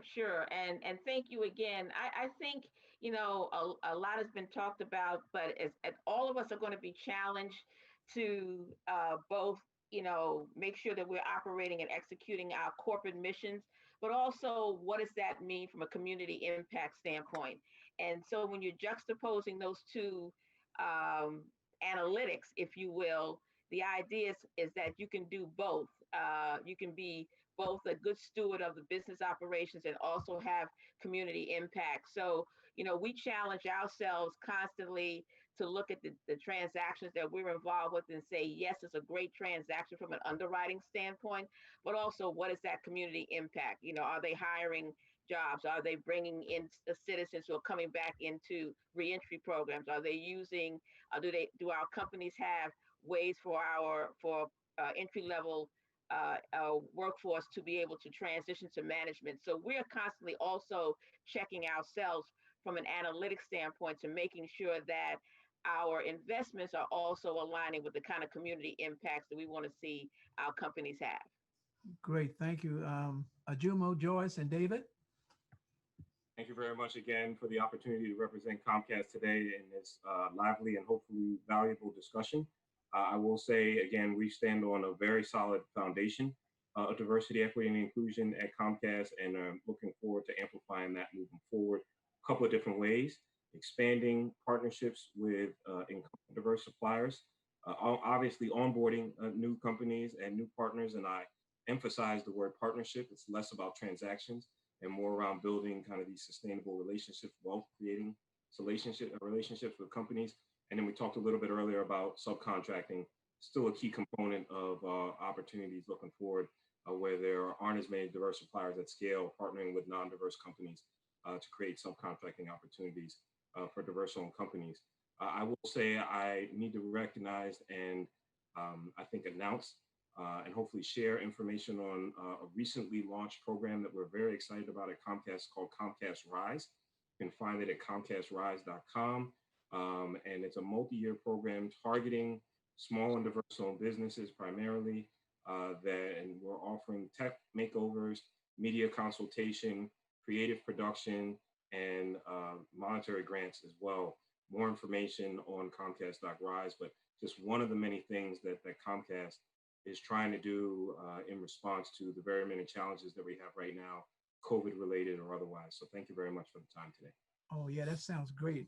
Nice to hear about that. Joyce, and then David. Thank you, Dr. Johnson. T-Mobile plans to remain focused on our diversity memorandum of understanding signed with the multicultural organizations and the California Public Utility Commission.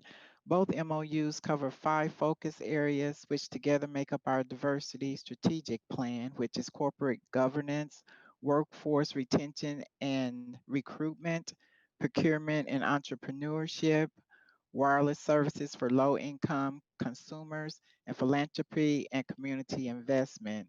We're very committed to supporting the community and our customers and diversifying our workforce and customer base. So we appreciate your support in helping us move the needle forward. Yeah, thanks, Joyce. David.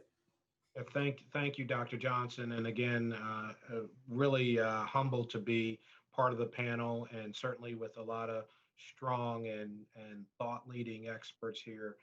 For us, partnership is in everything that we do as it relates to developing solutions for our customers.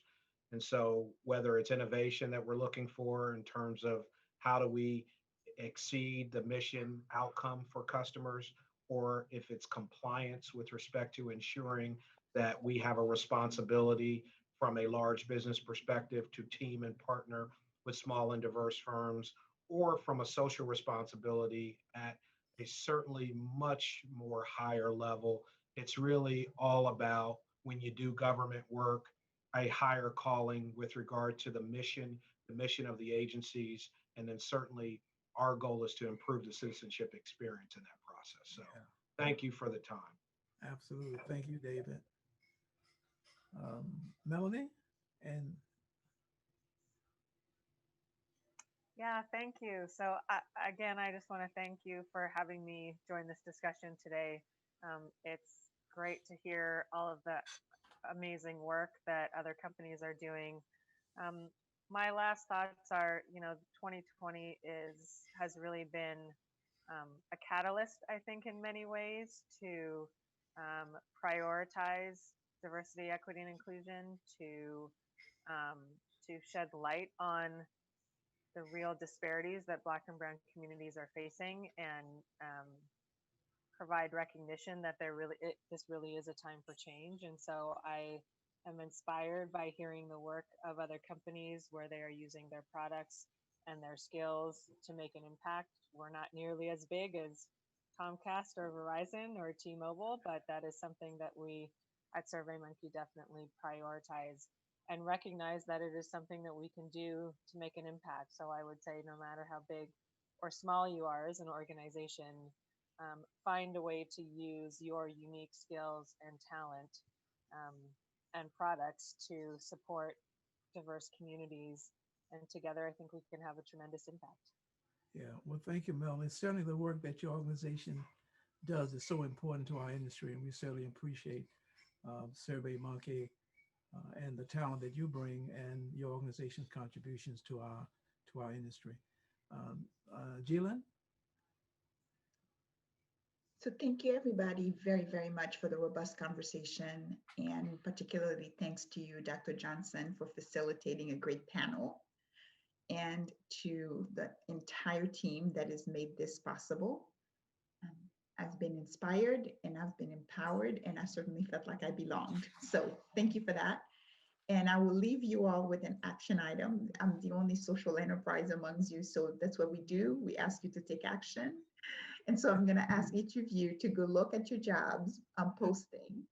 And I just want you to think about this. If you've posted entry-level to mid-level skills job and have included the line 4-year degree required, you have systematically excluded from that application process over 80% of Blacks and Latinx from being able to apply for that job.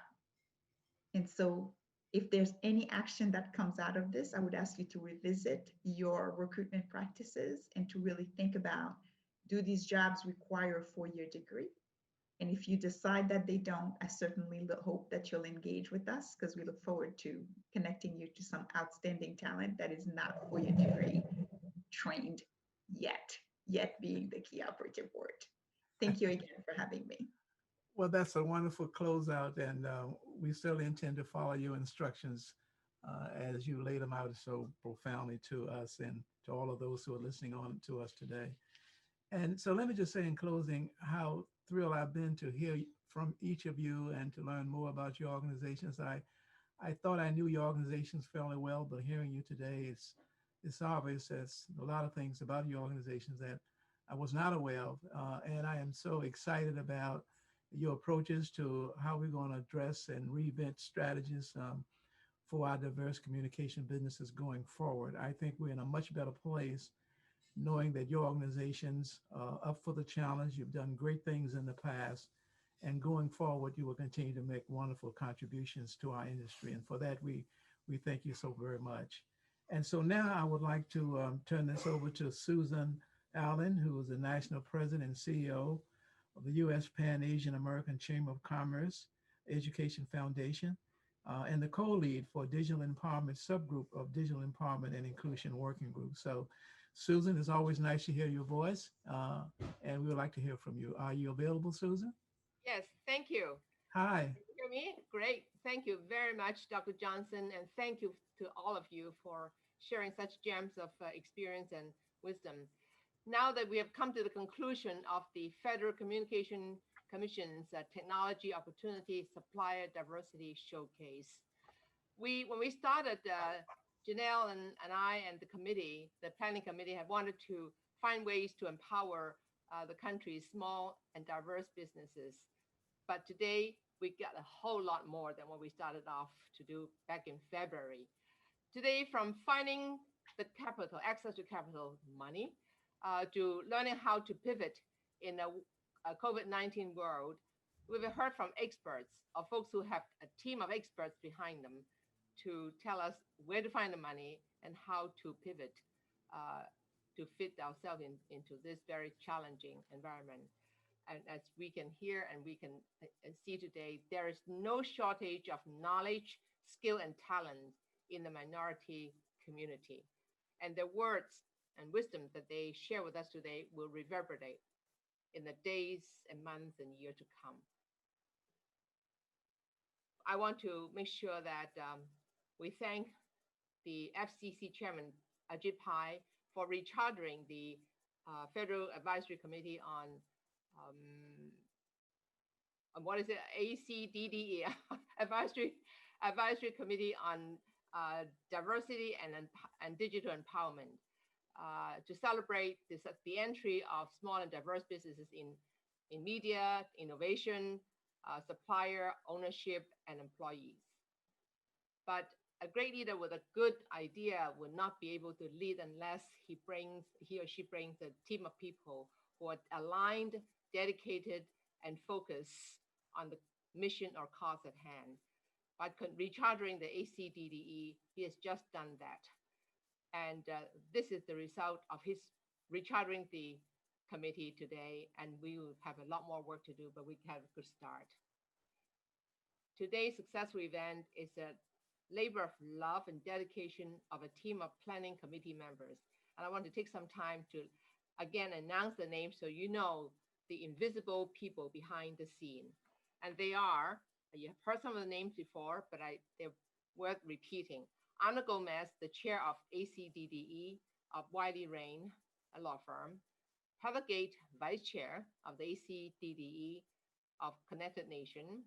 Rudy Brochier, vice president and policy counsel, global public policy of Comcast Corporation. Sean Perriman of the Internet Association. S. Janelle Trigg, my partner in crime, member, Lehman Center, PLLC. Dr. Ronald Johnson, lead supplier diversity subgroup, the Wireless Infrastructure Association. Dr. Nicole Turnerly, chair, diversity in the tech sector working group, Brookings Institution Center for Technology Innovation, Government Studies. Clint Odom, another good friend of the National Urban League. Marie Sia Dixon of T-Mobile USA. Roy Litlin of Verizon. Maria Brennan, Women in Cable Telecommunications. Cindy Benavides, League of Latin American Citizens, and yours truly, Susan Allen. Thank you so much for all you do and spending the day with us. It is truly a day well spent. Goodbye. Thank you so much, Susan. I'm